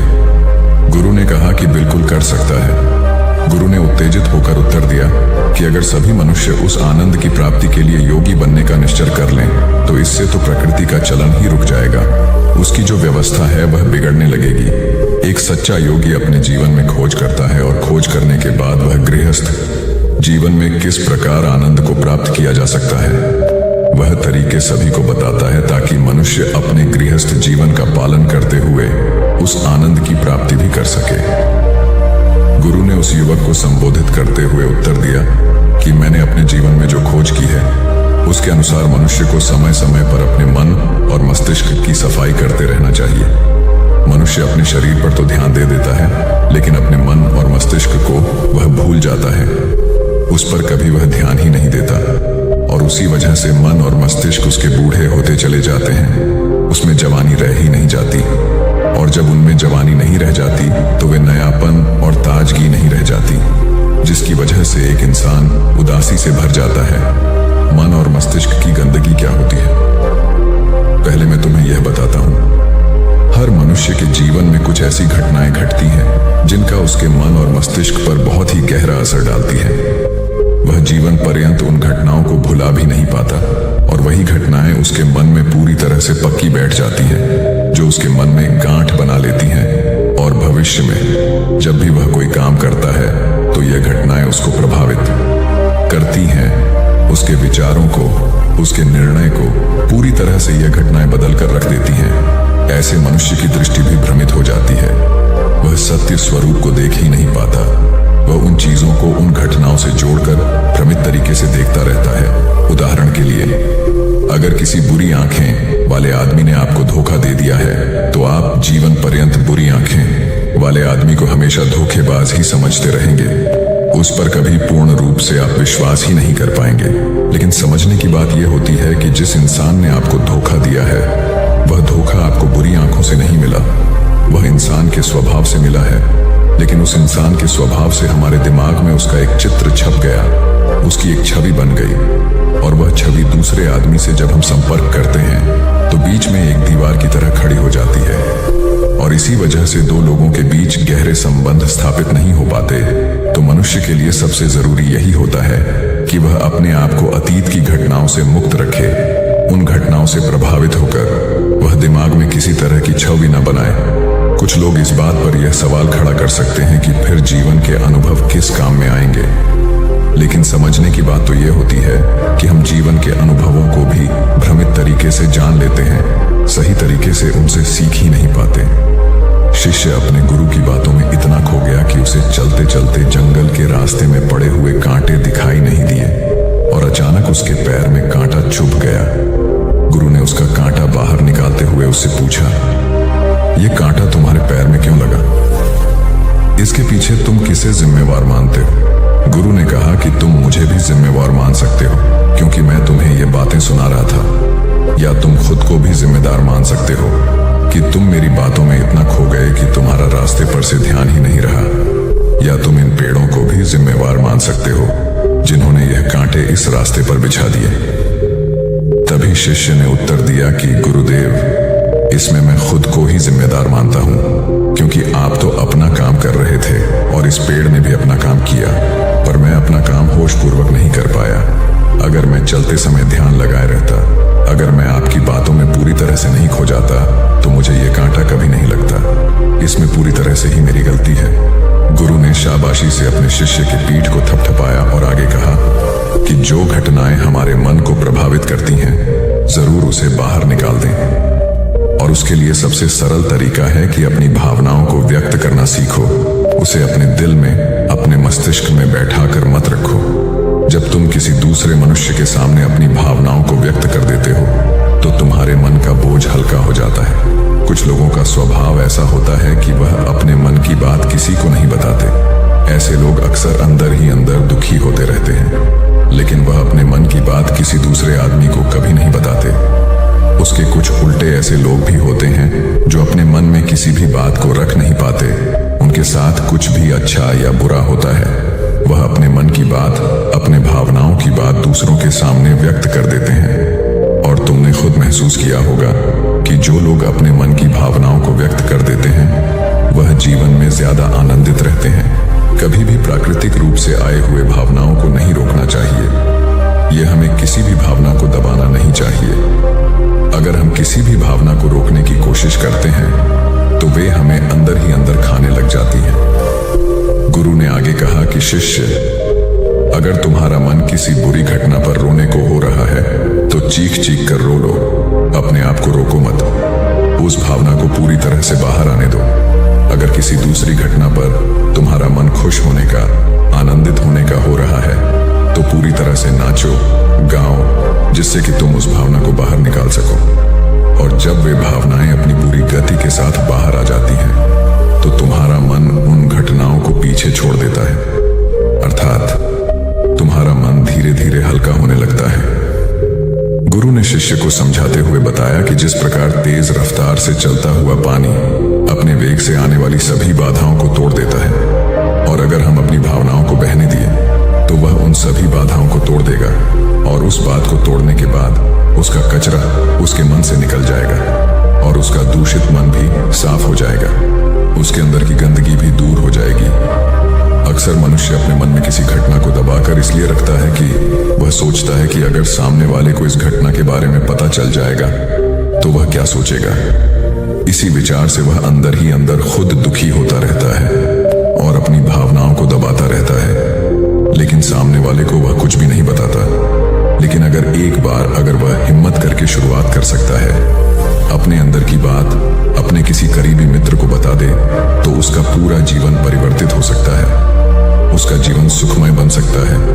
एक बार अगर उसके दिमाग में यह आदत बन गई तो जीवन भर अपनी भावनाओं को दूसरों के सामने व्यक्त करने से कभी नहीं हिचकिचाएगा। हम अपने जीवन में इस आदत को 21 दिनों में पैदा कर सकते हैं।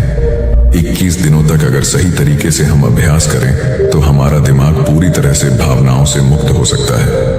यह 21 दिनों का अभ्यास इस प्रकार है। 21 दिनों तक सबसे पहली बात जो आपको याद रखनी है कि अपने मन में किसी भी बात को दबाकर नहीं रखना है। अगर हम किसी मनुष्य के बारे में अच्छा सोचते हैं तो हम उसे करें, अगर बुरा भी सोचते हैं तो भी उसे व्यक्त करें। परिणाम भूल जाएं कि परिणाम क्या होंगे, सिर्फ अपने दिमाग की धुलाई करने पर विश्वास रखें। इससे आपके दिमाग में एक अद्भुत साहस पैदा होगा। गुरु ने आगे कहा कि शिष्य, जब आप किसी मनुष्य के बारे में वह सब बता पाएंगे जो आप उसके बारे में सोचते हैं, तो आप खुद सोचिए कि आपका खुद के ऊपर कितना विश्वास बढ़ जाएगा। आपके मन के सारे दोष खत्म हो जाएंगे। हो सकता है कि इसमें आपको चुनौतियों का सामना करना पड़े, लेकिन जहां चुनौतियां नहीं होती हैं वहीं कुछ अभ्यास भी नहीं होता है। अभ्यास हमेशा चुनौतियों से भरा होना चाहिए। इससे आप सत्य वचन बोलने का अभ्यास भी कर पाएंगे।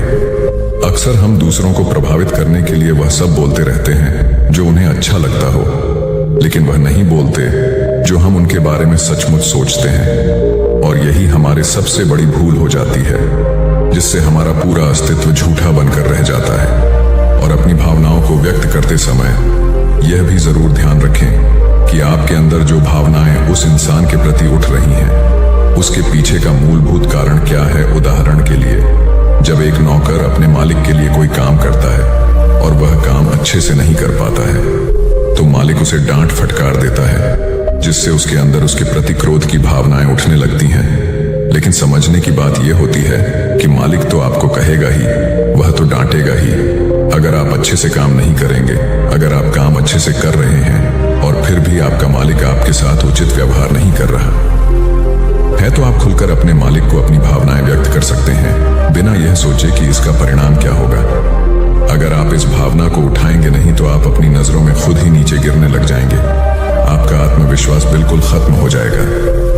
दूसरा अभ्यास जो तुम्हें 21 दिनों तक करना है वह यह है कि जो भी घटनाएं तुम्हारे साथ घटित होती हैं, कम से कम आपके जीवन में एक ऐसा इंसान होना चाहिए जिसके सामने तुम अपने दिल की बात रख सकते हो। चाहे अच्छी बात हो, चाहे बुरी बात हो, वह सब बातें तुम बिना कुछ सोचे विचारे, बिना कुछ डर से कि वो इंसान तुम्हारे बारे में क्या सोचेगा, तुम उस इंसान को अपनी सारी बातें बता सको और वह इंसान तुम्हारी सारी बातें सुनने के बाद तुम्हारे लिए कोई छवि पैदा ना करें। ऐसे इंसान अपने जीवन में खोजो और उनके सामने अपनी सारी भावनाएं व्यक्त करने की कोशिश करो। दिन में जो कुछ भी घटित होता है, अच्छा लगता है या बुरा होता है, किसी के प्रति आकर्षण होता है, उसको एक दोस्त की तरह बताने का प्रयास करें। इससे यह पता चल जाएगा कि तुम्हारा मन घटनाओं के प्रति किस प्रकार की भावनाएं पैदा करता है। तुम अपने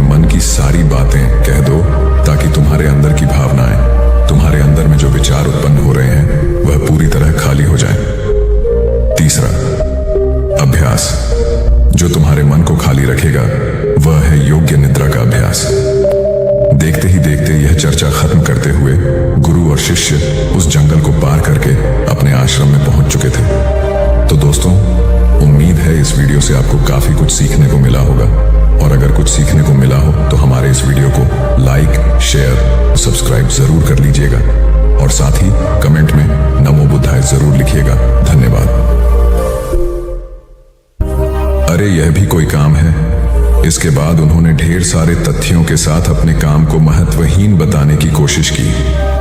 उन्होंने यह भी कहा कि इस समय जो काम मेरे जिम्मे है उसके आधार पर दूसरे संस्थान में नौकरी भी नहीं मिलेगी। इस बात को मुकेश के रिपोर्टिंग मैनेजर मिस्टर कुमार को बताया गया।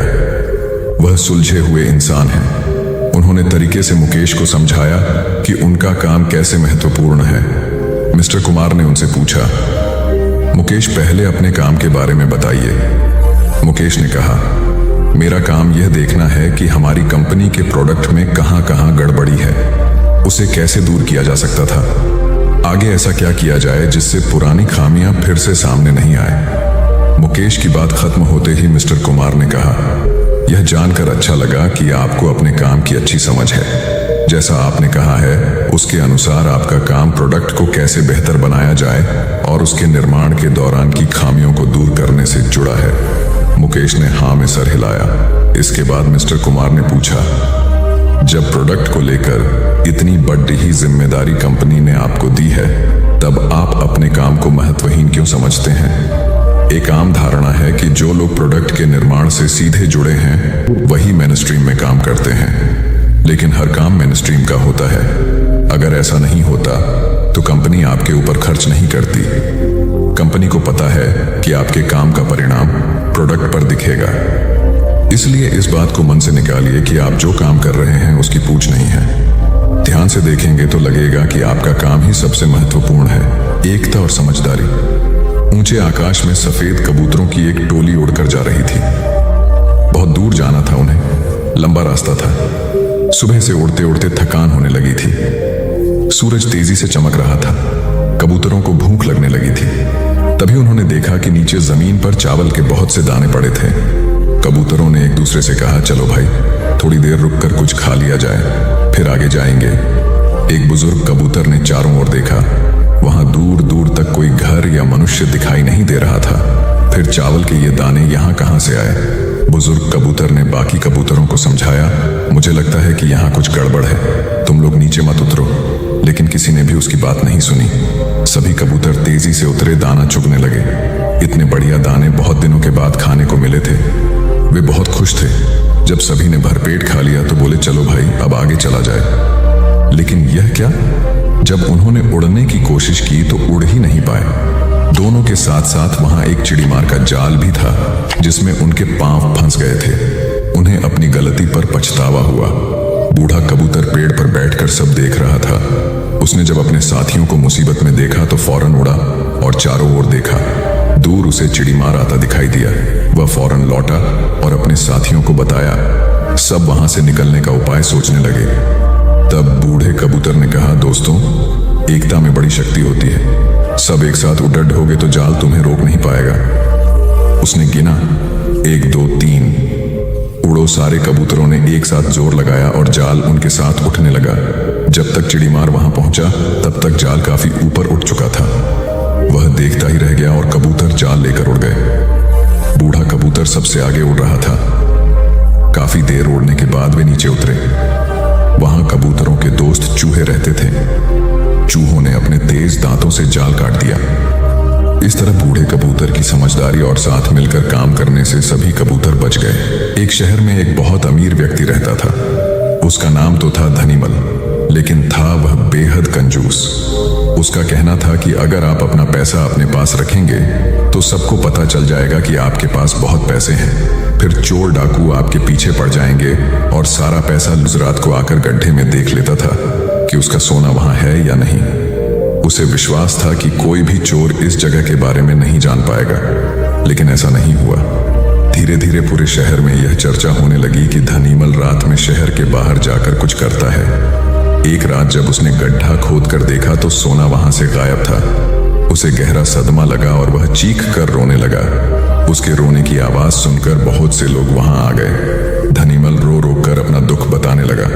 तब उसके एक पड़ोसी से उसे कहा, धनीमल, तुम एक भारी पत्थर इस गड्ढे में रख दो और समझ लो कि वही तुम्हारा सोना है। यह सुनकर धनीमल को बहुत गुस्सा आया। तुम मेरे सोने को पत्थर जैसे बता रहे हो।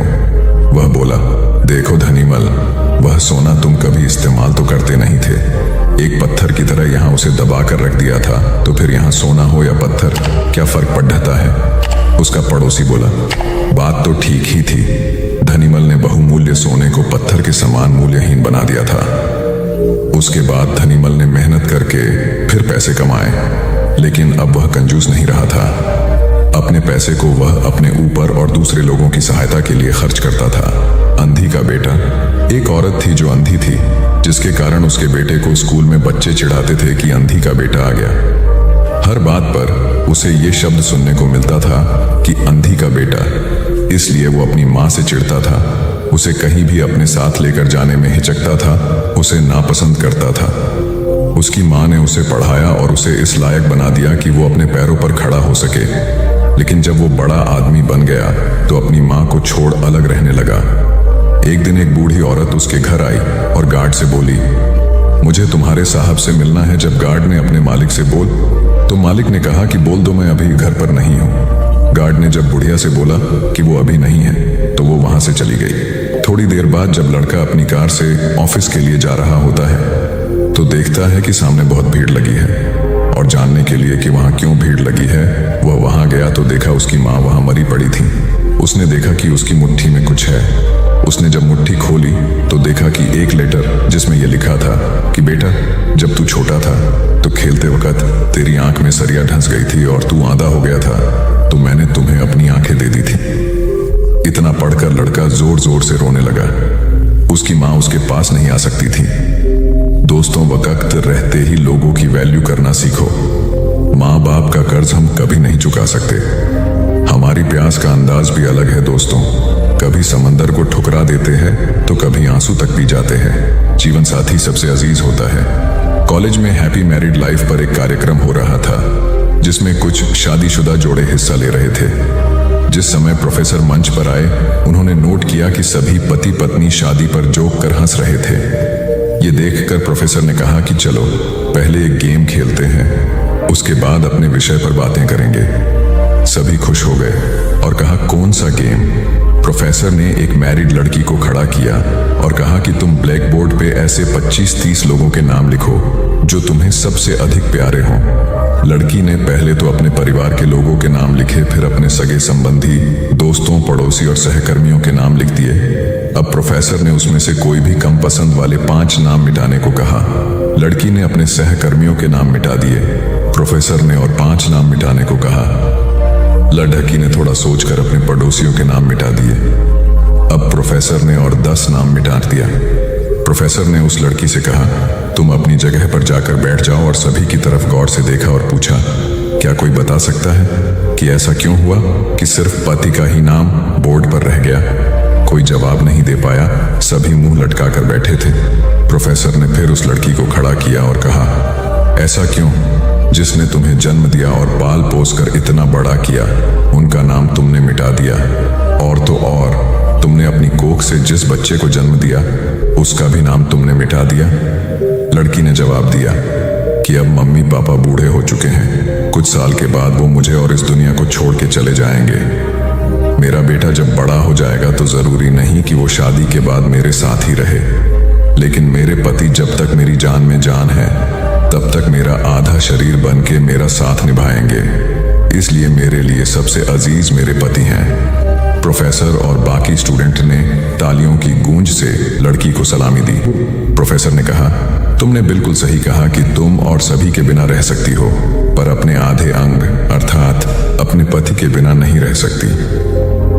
मजाक मस्ती तक तो ठीक है, पर हर इंसान का अपना जीवन साथी ही उसको सबसे ज्यादा अजीज होता है। दिमाग का इस्तेमाल कर पक्ष में करें परिस्थितियां। एक शेर जंगल में शिकार पर निकला था। एक लोमड़ी अचानक उसके सामने आ गई। लोमड़ी को लगा कि अब उसे कोई नहीं बचा सकता है, लेकिन उसने हार नहीं मानी और अपनी जान बचने के लिए एक तरकीब सोची। लोमड़ी ने शेर से कड़े शब्दों में कहा, तुम्हारे पास इतनी ताकत नहीं कि मुझे मार सको। यह सुनकर शेर थोड़ा अचंभित हुआ। उसने पूछा, तुम ऐसा कैसे कह सकती हो? लोमड़ी ने अपनी आवाज और जैसी परेशानी बार बार नहीं आती, अगर आती भी है तो आसानी से हल हो जाती है। सिकंदर की बात सुनकर रोहित को अपनी गलती का एहसास हुआ।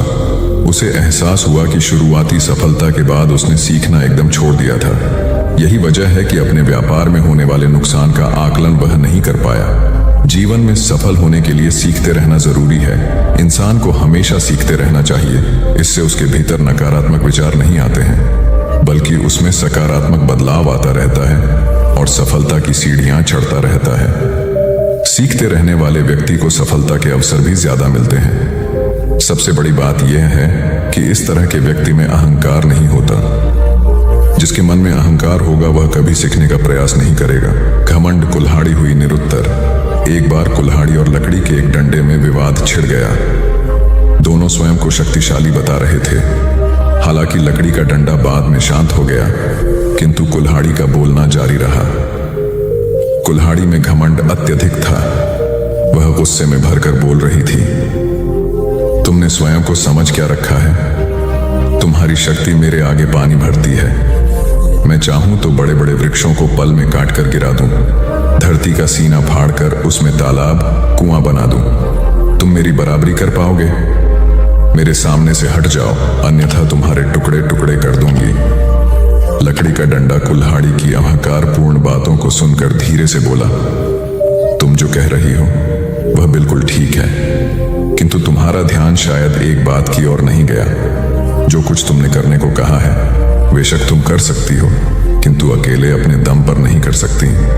कुल्हाड़ी ने चिढ़कर कहा, क्यों?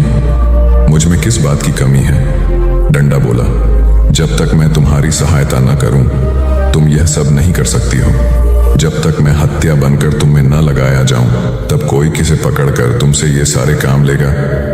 बिना हत्थे की कुल्हाड़ी से कोई काम लेना असंभव है। कुल्हाड़ी को अपनी भूल का एहसास हुआ और उसने डंडे से क्षमा मांगी।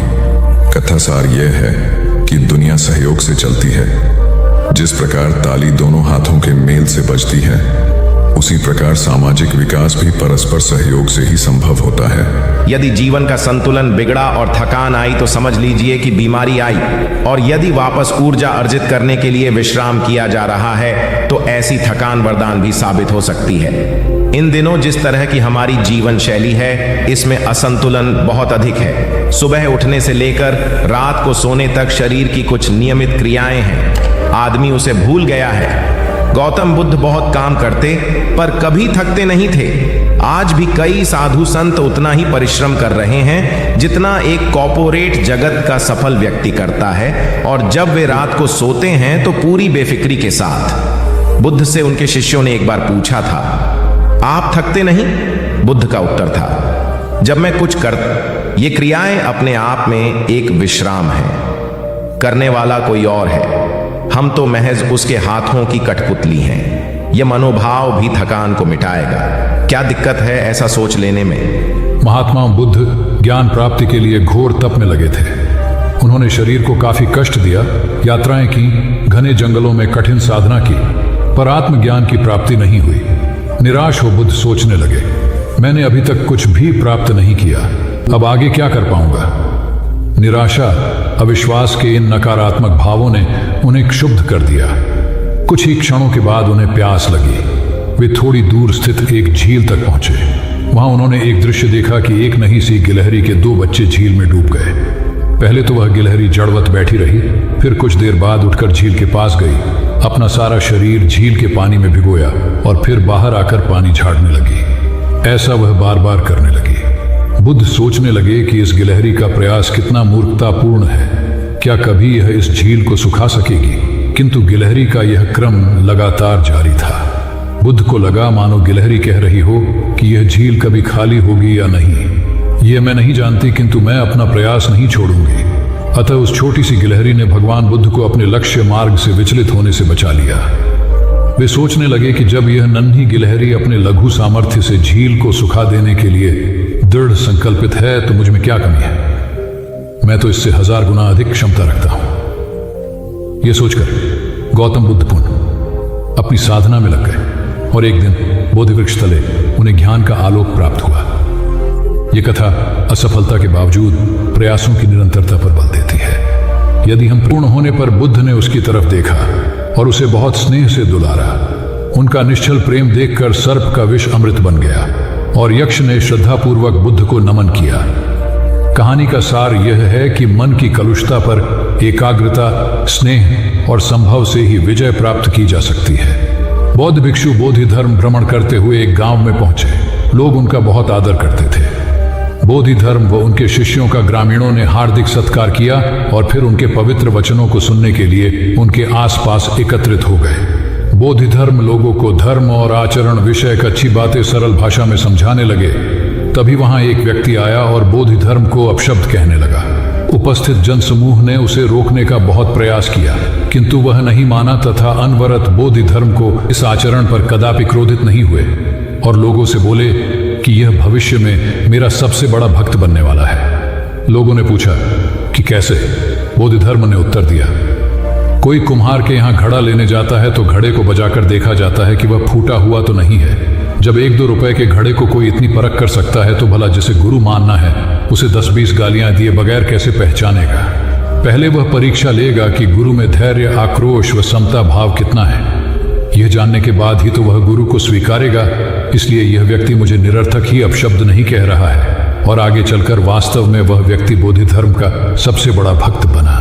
किसी को शिक्षा देने से पूर्व स्वयं का आचरण भी तदनुरूप होना चाहिए, तभी गुरु का महान पद मिलता है। वस्तुतः गुरु की गुरुता तभी स्वीकारी जाती है जबकि उसमें सदाचरण के सभी लक्षण मौजूद हों। महात्मा गौतम बुद्ध के श्रावस्ती में प्रवचन चल रहे थे। प्रवचन में नित्य ही बड़ी संख्या में लोग आते और विविध महत्वपूर्ण व गंभीर विषयों पर बुद्ध से ज्ञान ग्रहण करते। बुद्ध का शिष्य वर्ग भी काफी विशाल था, जो प्रवचन स्थल की व्यवस्था संभालता और बुद्ध की सेवा में सदैव तत्पर रहता। एक बार रात के समय महात्मा बुद्ध प्रवचन दे रहे थे। सदैव की भांति काफी लोग उनके प्रवचन सुन रहे थे। एक व्यक्ति जो बुद्ध के ठीक सामने बैठा था, बार बार नींद के झोंके ले रहा था। बुद्ध थोड़ी देर तक तो प्रवचन देते रहे, फिर उससे बोले, वत्स, सो रहे हो? उस व्यक्ति ने हड़बड़ाकर कहा, नहीं महात्मा। बुद्ध ने पुनः प्रवचन प्रारंभ किए। वह व्यक्ति फिर ऊँघने लगा। महात्मा ने फिर वही प्रश्न दोहराया और उसने फिर अचकचाकर नहीं महात्मा कहा। ऐसा लगभग 8-10 बार हो गया। कुछ देर बाद बुद्ध ने उससे पूछा, वत्स, जीवित हो? हर बार की तरह इस बार भी उसने कहा, नहीं महात्मा। यह सुनकर उपस्थित श्रोताओं में हंसी की लहर दौड़ गई और वह व्यक्ति पूर्णतः चैतन्य हो गया। तब बुद्ध गंभीर होकर बोले, वत्स, निद्रा में तुम्हारे मुख से सही उत्तर मिल ही गया। जो निद्रा में है वह मृतक समान ही है। महात्मा बुद्ध का संकेत था कि गुरु से ज्ञान ग्रहण करते वक्त सजगता अत्यंत आवश्यक है। गाफिल रहने की स्थिति में ज्ञान की प्राप्ति पूर्ण नहीं होती और अधकचरा ज्ञान सदैव खतरनाक साबित होता है। कथा सिद्धार्थ के जीवन के उस दौर की है जब वे बुद्धत्व को प्राप्त नहीं हुए थे और निरंजना नदी के तटीय वनों में वृक्ष के नीचे ध्यान करते थे। सिद्धार्थ प्रतिदिन ध्यान करने के बाद पास के किसी गांव में चले जाते और भिक्षा मांगकर लौट आते। कुछ दिनों के बाद उन्होंने भिक्षाटन पर जाना बंद कर दिया, क्योंकि एक गांव के प्रधान की छोटी बेटी सुजाता उनके लिए नित्य भोजन लाने लगी। सिद्धार्थ को वह बड़े स्नेह से भोजन कराती थी। कुछ दिनों बाद उसी गांव का एक चरवाहा भी सिद्धार्थ से प्रभावित होकर उनके पास आने लगा। उसका नाम स्वस्ति था। एक दिन स्वस्ति से सिद्धार्थ बातें कर रहे थे कि सुजाता भोजन लेकर आई। जैसे ही सिद्धार्थ ने भोजन करना शुरू किया, उन्होंने बातचीत बंद कर दी। जितनी देर तक वे भोजन करते रहे, बिल्कुल चुप रहे और वहां सन्नाटा छाया रहा। स्वस्ति को हैरानी हुई। उसने सिद्धार्थ के भोजन करने के उपरांत उनसे पूछा, गुरुदेव, आप मेरे आने के बाद निरंतर वार्तालाप करते रहे, किंतु भोजन के समय एक शब्द भी नहीं बोले। इसका क्या कारण है? सिद्धार्थ बोले, भोजन का निर्माण बड़ी कठिनाई से होता है। किसान पहले बीज बोता है, फिर पौधों की रखवाली करता है और तब कहीं जाकर अनाज पैदा होता है। फिर घर की महिलाएं उसे बड़े जतन से खाने योग्य बनाती हैं। इतनी कठिनाई से तैयार भोजन का पूरा आनंद तभी संभव है जब हम पूर्णतः मौन हों। भोजन के दौरान मैं मौन रहकर उसका पूरा स्वाद लेता हूँ। वस्तुतः शांति से किया गया भोजन न केवल शारीरिक भूख को तृप्त करता है, बल्कि मानसिक आनंद और सात्विक ऊर्जा भी देता है। सम्राट अशोक संपूर्ण भारत को अपने राज्य में मिलाना चाहते थे। पर कलिंग के युद्ध में हुए रक्तपात को देखकर उन्हें अत्यधिक दुख पहुंचा। उनकी महत्वाकांक्षा ने जो तबाही मचाई थी उसे देखकर उन्हें खुद पर ग्लानि हुई। उन्होंने देखा कि लोग दर्द से कराह रहे थे। यह सब विनाश केवल उनकी महत्वाकांक्षा से हुआ था।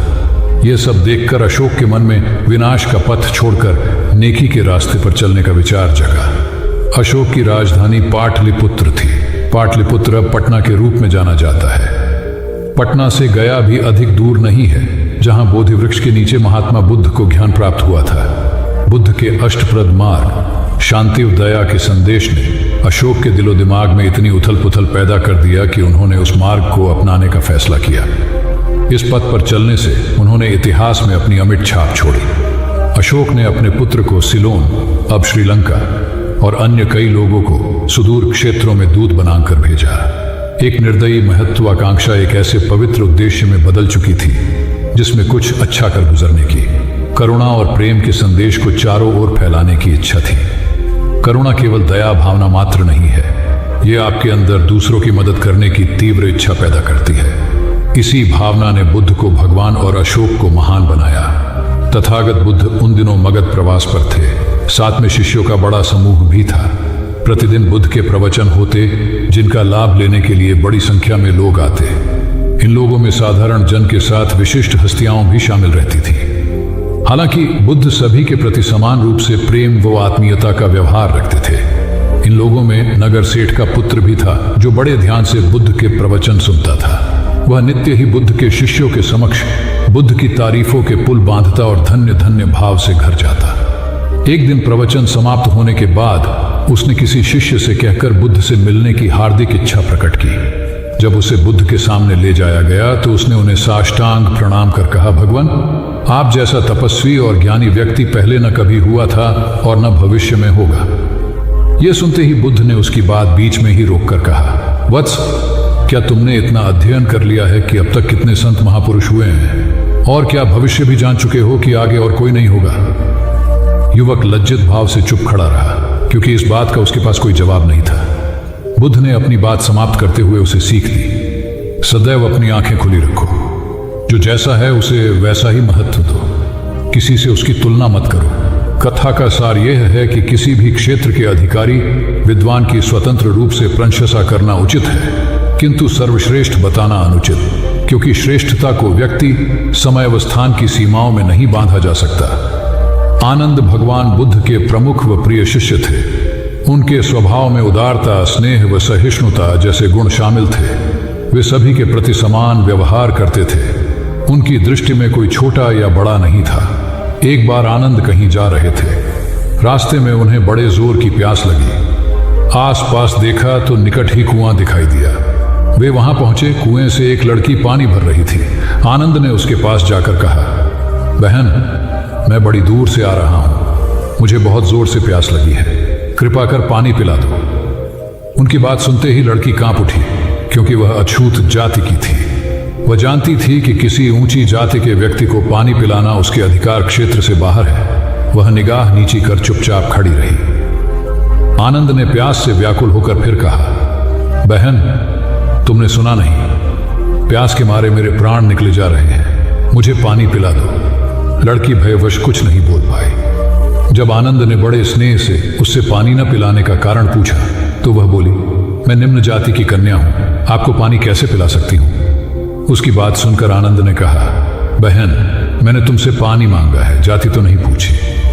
आनंद की उदारता ने उस कन्या का भय दूर कर दिया और उन्हें पानी पिलाकर वह धन्य हो गई। कथा का सार यह है कि ईश्वर की दृष्टि सम होने के कारण उसने सभी मनुष्यों को समान शरीर, बुद्धि और भावना से नवाजा है। अपने सृष्टिकर्ता के विरुद्ध जाकर मानव मानव में भेद करना सर्वथा अनुचित है। एक बार भगवान बुद्ध अपने शिष्यों के साथ पाटलिपुत्र पहुंचे। सभी लोग एक विहार में रुके। भोजन के बाद बुद्ध ने आनंद से अगले दिन से प्रवचन आरंभ करने को कहा। अगले दिन बुद्ध का प्रवचन सुनने बड़ी संख्या में लोग उपस्थित थे। बुद्ध प्रवचन देने के बाद लोगों से मिलते, उनकी समस्याएं सुनते और नेक सलाह देते। एक दिन प्रवचन के समय बुद्ध के शिष्य आनंद ने उनसे पूछा, भंते, आपके सामने हजारों लोग बैठे हैं, बताइए कि इनमें सबसे सुखी कौन है? बुद्ध ने एक विहंगम दृष्टि भीड़ पर डालते हुए कहा, वह देखो, सबसे पीछे एक दुबला पतला फटे वस्त्र पहने जो आदमी बैठा है, वह सर्वाधिक सुखी है। आनंद सहमत नहीं हुआ। वह बोला, यह कैसे संभव है? वह तो बहुत दयनीय जान पड़ता है। बुद्ध ने अपनी बात सिद्ध करने के लिए बारी बारी से सामने बैठे लोगों से पूछा, तुम्हें क्या चाहिए? किसी ने संतान मांगी तो किसी ने मकान, कोई रोग मुक्ति चाहता था तो कोई अपने शत्रु पर विजय। ऐसा एक भी व्यक्ति नहीं था जिसे कोई इच्छा ना हो। अंत में बुद्ध ने उस फटेहाल आदमी को बुलाकर पूछा, तुम्हें क्या चाहिए? उसने हाथ जोड़कर जवाब दिया, कुछ नहीं। यदि ईश्वर को मुझे कुछ देना ही है तो बस इतना कर दें कि मेरे अंदर कभी कोई चाह पैदा ना हो। मैं ऐसे ही स्वयं को सबसे बड़ा सुखी मानता हूं। उसकी बात सुनकर आनंद से बुद्ध ने कहा, आनंद, जहां चाह है वहां सुख नहीं हो सकता। आनंद ने बुद्ध की इस शिक्षा को सदा के लिए गांठ बांध लिया। सार यह है कि लालसा से लोभ बढ़ता है जो असंतोष का जनक होता है। यदि सही अर्थों में सुख पाना है तो किसी लालसा की बजाय उपलब्ध स्थितियों में संतुष्ट रहना चाहिए। गौतम बुद्ध ने बहुत से अज्ञानी लोगों को सम्यक दृष्टि प्रदान की थी। तब को बात है, कौसाम्बी में एक ब्रह्मचारी रहता था। उसे अभिमान था कि उस जैसा कोई विद्वान नहीं है, इसलिए अपने साथ सदैव जलती मशाल रखता था। गौतम बुद्ध ने देखा तो उससे पूछा, अरे ये मशाल लिए क्यों घूमते हो? ब्रह्मचारी ने उत्तर दिया, सभी प्राणी अंधकार और अज्ञान में पथभ्रष्ट हैं, उन्हें रास्ता दिखाने के लिए मशाल लिए घूमता हूं। तथागत ने पूछा, क्या तुम्हें 4 प्रकार की विद्याओं, शब्द विद्या, नक्षत्र विद्या, राज विद्या व युद्ध विद्या का पूर्ण ज्ञान है? ब्रह्मचारी ने अपनी अनभिज्ञता प्रकट करते हुए मशाल फेंक कर तथागत के चरणों में मस्तक झुका दिया। उसका ज्ञान गर्व चूर हो गया। जो दूसरों को मूर्ख समझकर उनसे घृणा करता है, वो उस व्यक्ति की तरह है जो स्वयं अंधा होकर दूसरों को मशाल दिखाता घूमता है। अहंकारी कभी विवेकवान नहीं हो सकता और बिना विवेक के सत असत का ज्ञान नहीं हो सकता। अंततः ऐसे विवेकांत व्यक्ति को जीवन में कोई उपलब्धि प्राप्त नहीं होती, हताशा ही हाथ लगती है। काशाय वस्त्र पहन लिए। उसने सुना, आप एकाहारी हो गए हैं, वह भी एकाहारी हो गई। आपने उत्तम पलंग पर सोना त्याग दिया है तो इसने भी त्याग दिया। आपने माला का त्याग किया, गंध का त्याग किया तो इसने भी वह सब त्याग दिया। मायके वाले इसे संदेश भेजते हैं, वे इसे ले जाना चाहते हैं, लेकिन यह यहीं रहती है, इसी कक्ष में। यह गुण की मूर्ति है। राजा स्नेह से अपनी बहू को देखते रहे। अचानक तथागत उठे, उस कक्ष से बाहर चले गए। शाक्य मुनि ने शिष्यों को शांत रहने को कहा था, लेकिन वे स्वयं उस कक्ष से बाहर चले गए। मैं हमेशा सोचता हूं उस पल क्या हुआ होगा, उनके मन के भीतर कैसे कैसे विचार उठते होंगे। क्या संबोधि एक लघु क्षण होता है या दीर्घ क्षण? क्या संबोधि एक अनंत अभ्यास है? क्या संयम उसका गरुड़यान है? धम्मपद का 13वां श्लोक बार बार याद आता है, यथागारम दुचेन बुट्टी समति विभजति एवं अभावितम चित्तम राघो समति विभजति। घर की छत मजबूत ना हो, सही तरह से उसे घास फूस से ढका ना गया हो, तो बरसात के दिनों में उसमें से पानी रिसता है, घर भर में फैल जाता है। उसी तरह ध्यान और एकाग्रता हमारे व्यक्तित्व की छत है। एक दिन एक व्यक्ति बुद्ध के पास पहुंचा। वह बहुत अधिक तनाव में था। अनेक प्रश्न उसके दिमाग में घूम घूम कर उसे परेशान कर रहे थे, जैसे आत्मा क्या है, आदमी मृत्यु के बाद कहां जाता है, सृष्टि का निर्माता कौन है, स्वर्ग नरक की अवधारणा, कहां तक सच है और ईश्वर है या नहीं। उसे इन प्रश्नों के उत्तर नहीं मिल रहे थे। जब वह बुद्ध के पास पहुंचा तो उसने देखा कि बुद्ध को कई लोग घेर कर बैठे हैं। बुद्ध उन सभी के प्रश्नों व जिज्ञासाओं का समाधान अत्यंत सहज भाव से कर रहे हैं। काफी देर तक यह क्रम चलता रहा, किंतु बुद्ध धैर्यपूर्वक हर एक को संतुष्ट करते रहे। बेचारा व्यक्ति वहां का हाल देखकर परेशान हो गया। उसने सोचा कि इन्हें दुनियादारी के मामलों में पड़ने से क्या लाभ, अपना भगवत भजन करें और बुनियादी समस्याओं से ग्रस्त इन लोगों को भगाए। किंतु बुद्ध का व्यवहार देखकर तो ऐसा लग रहा था मानो इन लोगों का दुख उनका अपना दुख है। आखिर उस व्यक्ति ने पूछ ही लिया, महाराज, आपको इन सांसारिक बातों से क्या लेना देना? बुद्ध बोले, मैं ज्ञानी नहीं हूं और इंसान हूं। वैसे भी वह ज्ञान किस काम का जो इतना घमंडी और आत्म केंद्रित हो कि अपने अतिरिक्त दूसरे की चिंता ही न कर सके। ऐसा ज्ञान तो अज्ञान से भी बुरा है। बुद्ध की बातें सुनकर व्यक्ति को उलझन दूर हो गई। उस दिन से उसकी सोच व आचरण दोनों बदल गए। कथा का सार यह है कि ज्ञान तभी सार्थक होता है जब वह लोक कल्याण में संलग्न हो। महात्मा बुद्ध ने युवक को सत्संग का महत्व समझाया। महात्मा बुद्ध एक गांव में ठहरे हुए थे। वे प्रतिदिन शाम को वहां पर सत्संग करते थे। भक्तों की भीड़ होती थी क्योंकि उनके प्रवचनों से जीवन को सही दिशा बोध प्राप्त होता था। बुद्ध की वाणी में गजब का जादू था।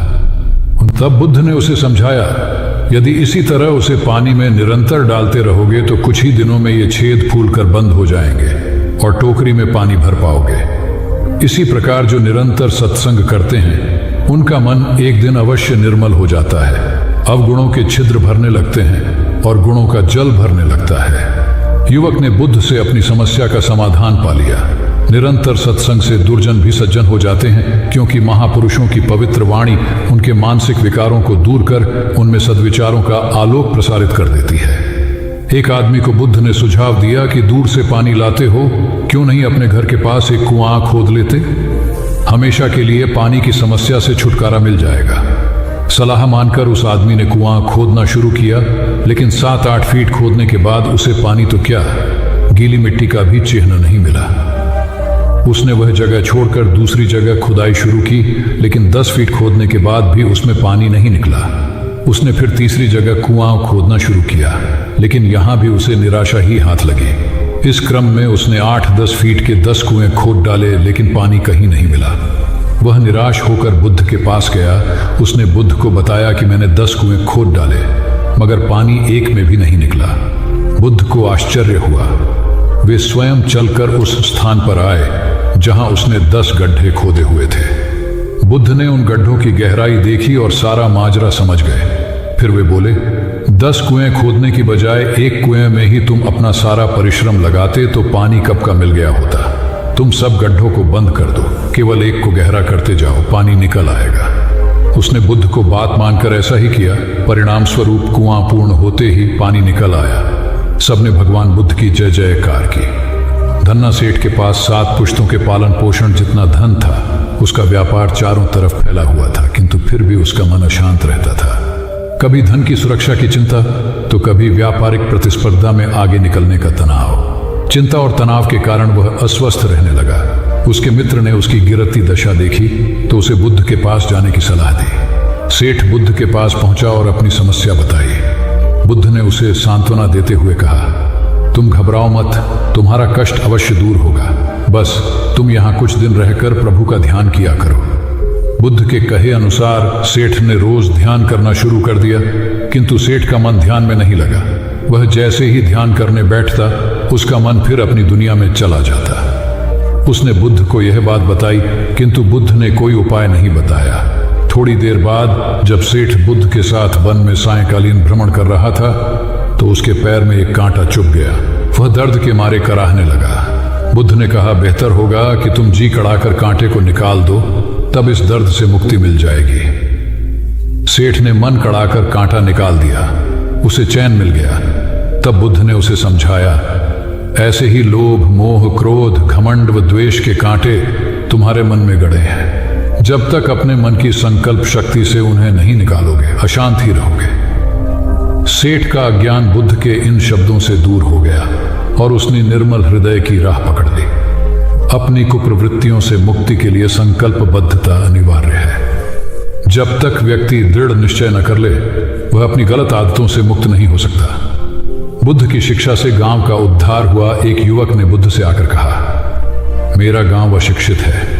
मैं अपने परिवार से झगड़कर थोड़ा बहुत पढ़ पाया हूं। आगे और पढ़ना चाहता हूं, किंतु सभी रोक रहे हैं। घर के लोग सोचते हैं कि खेती में खूब पैसा है और उसके लिए किसी शिक्षा की आवश्यकता नहीं है। यही सोच गांव वालों की भी है। कृपया आप मेरे गांव चलकर वहां शिक्षा का प्रसार करवाइए। बुद्ध युवक की बात मानकर गांव आ गए। धर्मभीरू ग्रामीणों ने बुद्ध का सत्कार किया और रोज उनके प्रवचन सुनने आने लगे। बुद्ध जब भी शिक्षा का महत्व बताते, ग्रामीण विरोधी मत रखते। एक दिन एक महिला अपने 5 साल के बच्चे के लिए पूछने लगी कि उसे किस उम्र से शिक्षा दिलवाए। तब बुद्ध ने समझाया कि तुम्हें तो 5 वर्ष पूर्व उसकी शिक्षा शुरू कर देनी थी।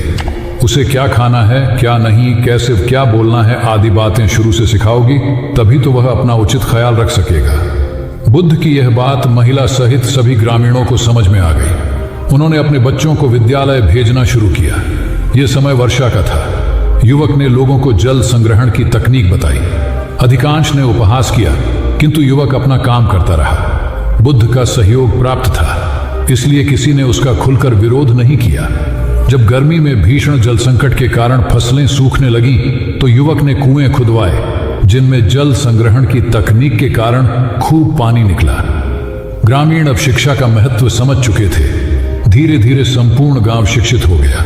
ज्ञान हर उम्र में अर्जित किया जा सकता है। यही ज्ञान हमें जीवन में आने वाली समस्याओं के समाधान की राह सुझाता है। एक गांव में दो भाई रहते थे जो अपनी शैतानियों के लिए कुख्यात थे।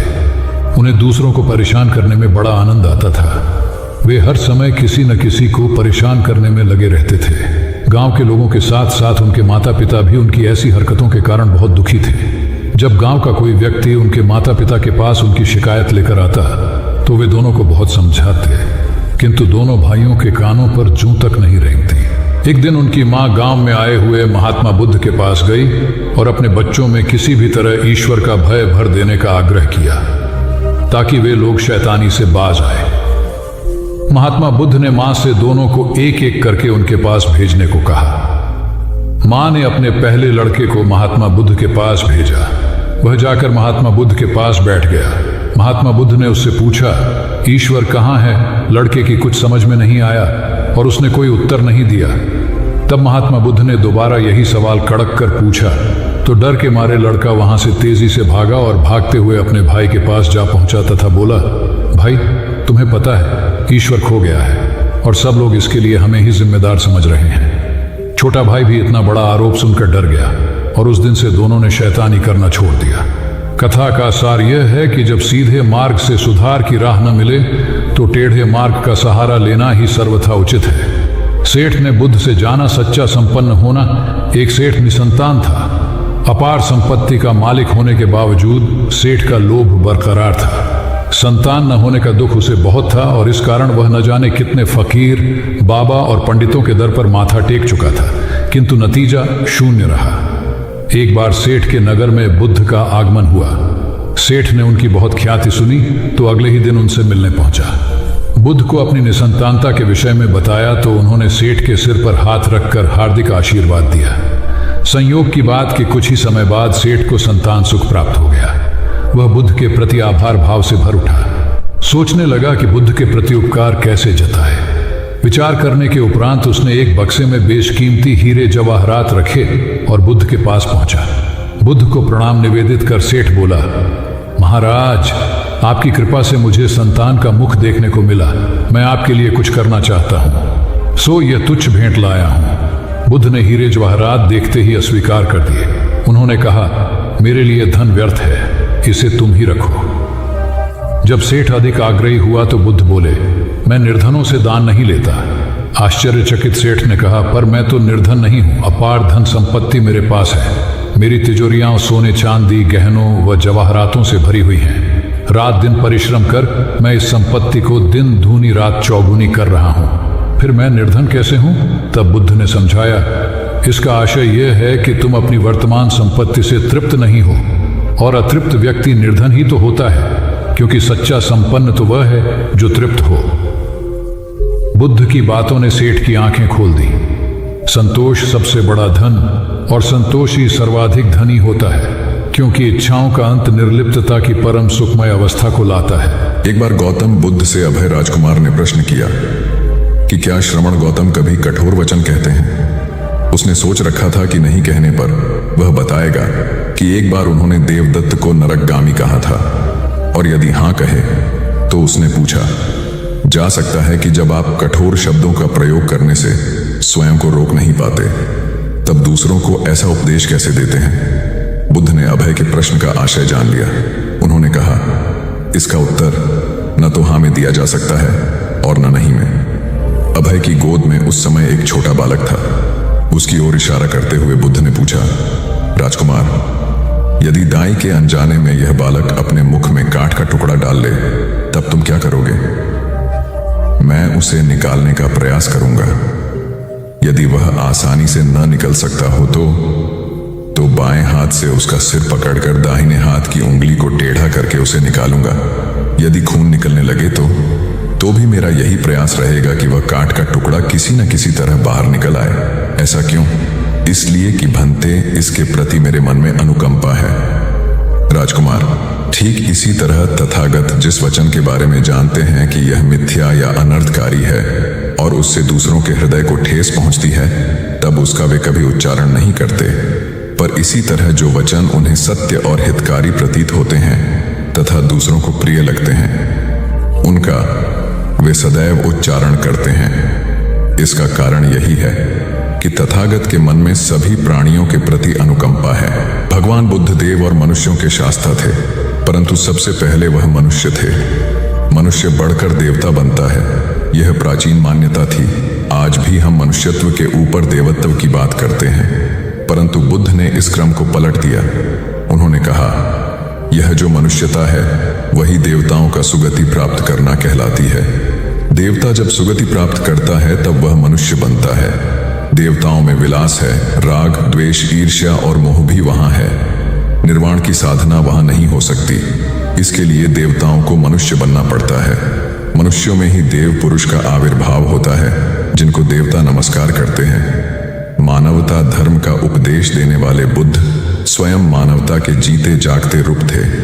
यहाँ उनके जीवन से संबंधित खुद प्रसंग दिए जाते हैं, जिनसे उनके व्यक्तित्व में बैठी हुई गहरी मानवता का दर्शन होता है। भगवान का परिनिर्वाण होने वाला है। रात का पिछला पहर है। भिक्षु उनकी शैया को घेरे बैठे हैं। बुद्ध उन्हें उपदेश दे रहे हैं, कह रहे हैं, भिक्षुओं, बुद्ध धर्म और संघ के विषय में कुछ शंका हो तो पूछ लो। पीछे मलाल मत करना कि भगवान हमारे सामने थे पर हम उनसे कुछ पूछ न सके। कोई शिष्य नहीं बोलता। भगवान 3 बार कहते हैं, पर कोई भिक्षु कुछ पूछने को नहीं उठता। भगवान को शंका होती है कि कहीं वे उनके गौरव का विचार करके पूछने में संकोच तो नहीं कर रहे। इसलिए वह कहते हैं, शायद भिक्षुओं, तुम मेरे गौरव के कारण नहीं पूछ रहे। जैसे मित्र मित्र से पूछता है, वैसे तुम मुझसे पूछो। बुद्ध अपने शिष्यों की समान भूमिका पर आ जाते हैं। उनकी यह विनम्रता मनुष्य धर्म की आदर भूमि है। बुद्ध ने अपने को भिक्षुओं का कल्याण मित्र कहा है, जो उनकी मानवीय सहृदयता और विनम्रता को सूचित करता है। एक दूसरा दृश्य भी उसी समय का है। चंद करमार पुत्र के यहाँ बुद्ध ने अंतिम भोजन किया था। उसके बाद ही उन्हें खून गिरने की कड़ी बीमारी हो गई थी, जो उनके शरीरांत का कारण बनी। बुद्ध को उसके हृदय का बड़ा ध्यान था। भक्त उपासक को यह अफसोस हो सकता था कि उसका भोजन करके ही भगवान का शरीर छूट गया। इसलिए आखिरी सांस लेने से पहले उन्होंने आनंद को आदेश दिया, आनंद, चंद करमार पुत्र की इस चिंता को दूर करना और कहना, आयुष्मान तूने बद्धा लाभ कमाया कि मेरे भोजन को करके तथागत परिनिर्वाण को प्राप्त हुए।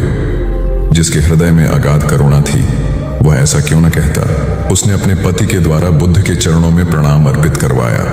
भगवान ने उसे आशीर्वाद देते हुए कहा, कोल्य पुत्री सुप्रवास, सुखी हो जाए, चंगी हो जाए। सुखी और चंगी होकर बिना किसी कष्ट के वह पुत्र प्रसव करे। ब्राह्मणों के साथ भी उनकी पूरी सहानुभूति थी, जैसे कि विश्व के सभी प्राणियों के साथ उनकी पूरी सहानुभूति थी। बावरी नामक ब्राह्मण के एक शिष्य ने जब अपने गुरु की ओर से भगवान के चरणों में प्रणाम निवेदन किया तो भगवान ने आशीर्वाद देते हुए कहा, शिष्यों सहित बावरी ब्राह्मण सुखी हो। मानवक, तुम भी सुखी हो, चिरजीवी हो। बुद्ध के पास छोटा बड़ा जो भी जाता था वह उससे कहते थे, आओ, तुम्हारा स्वागत है। भगवान अपनी अंतिम यात्रा में पावा और कुसिनारा के बीच जा रहे थे। रास्ते में उन्हें पुक्कुस मल्लपुत्र नामक व्यापारी मिला।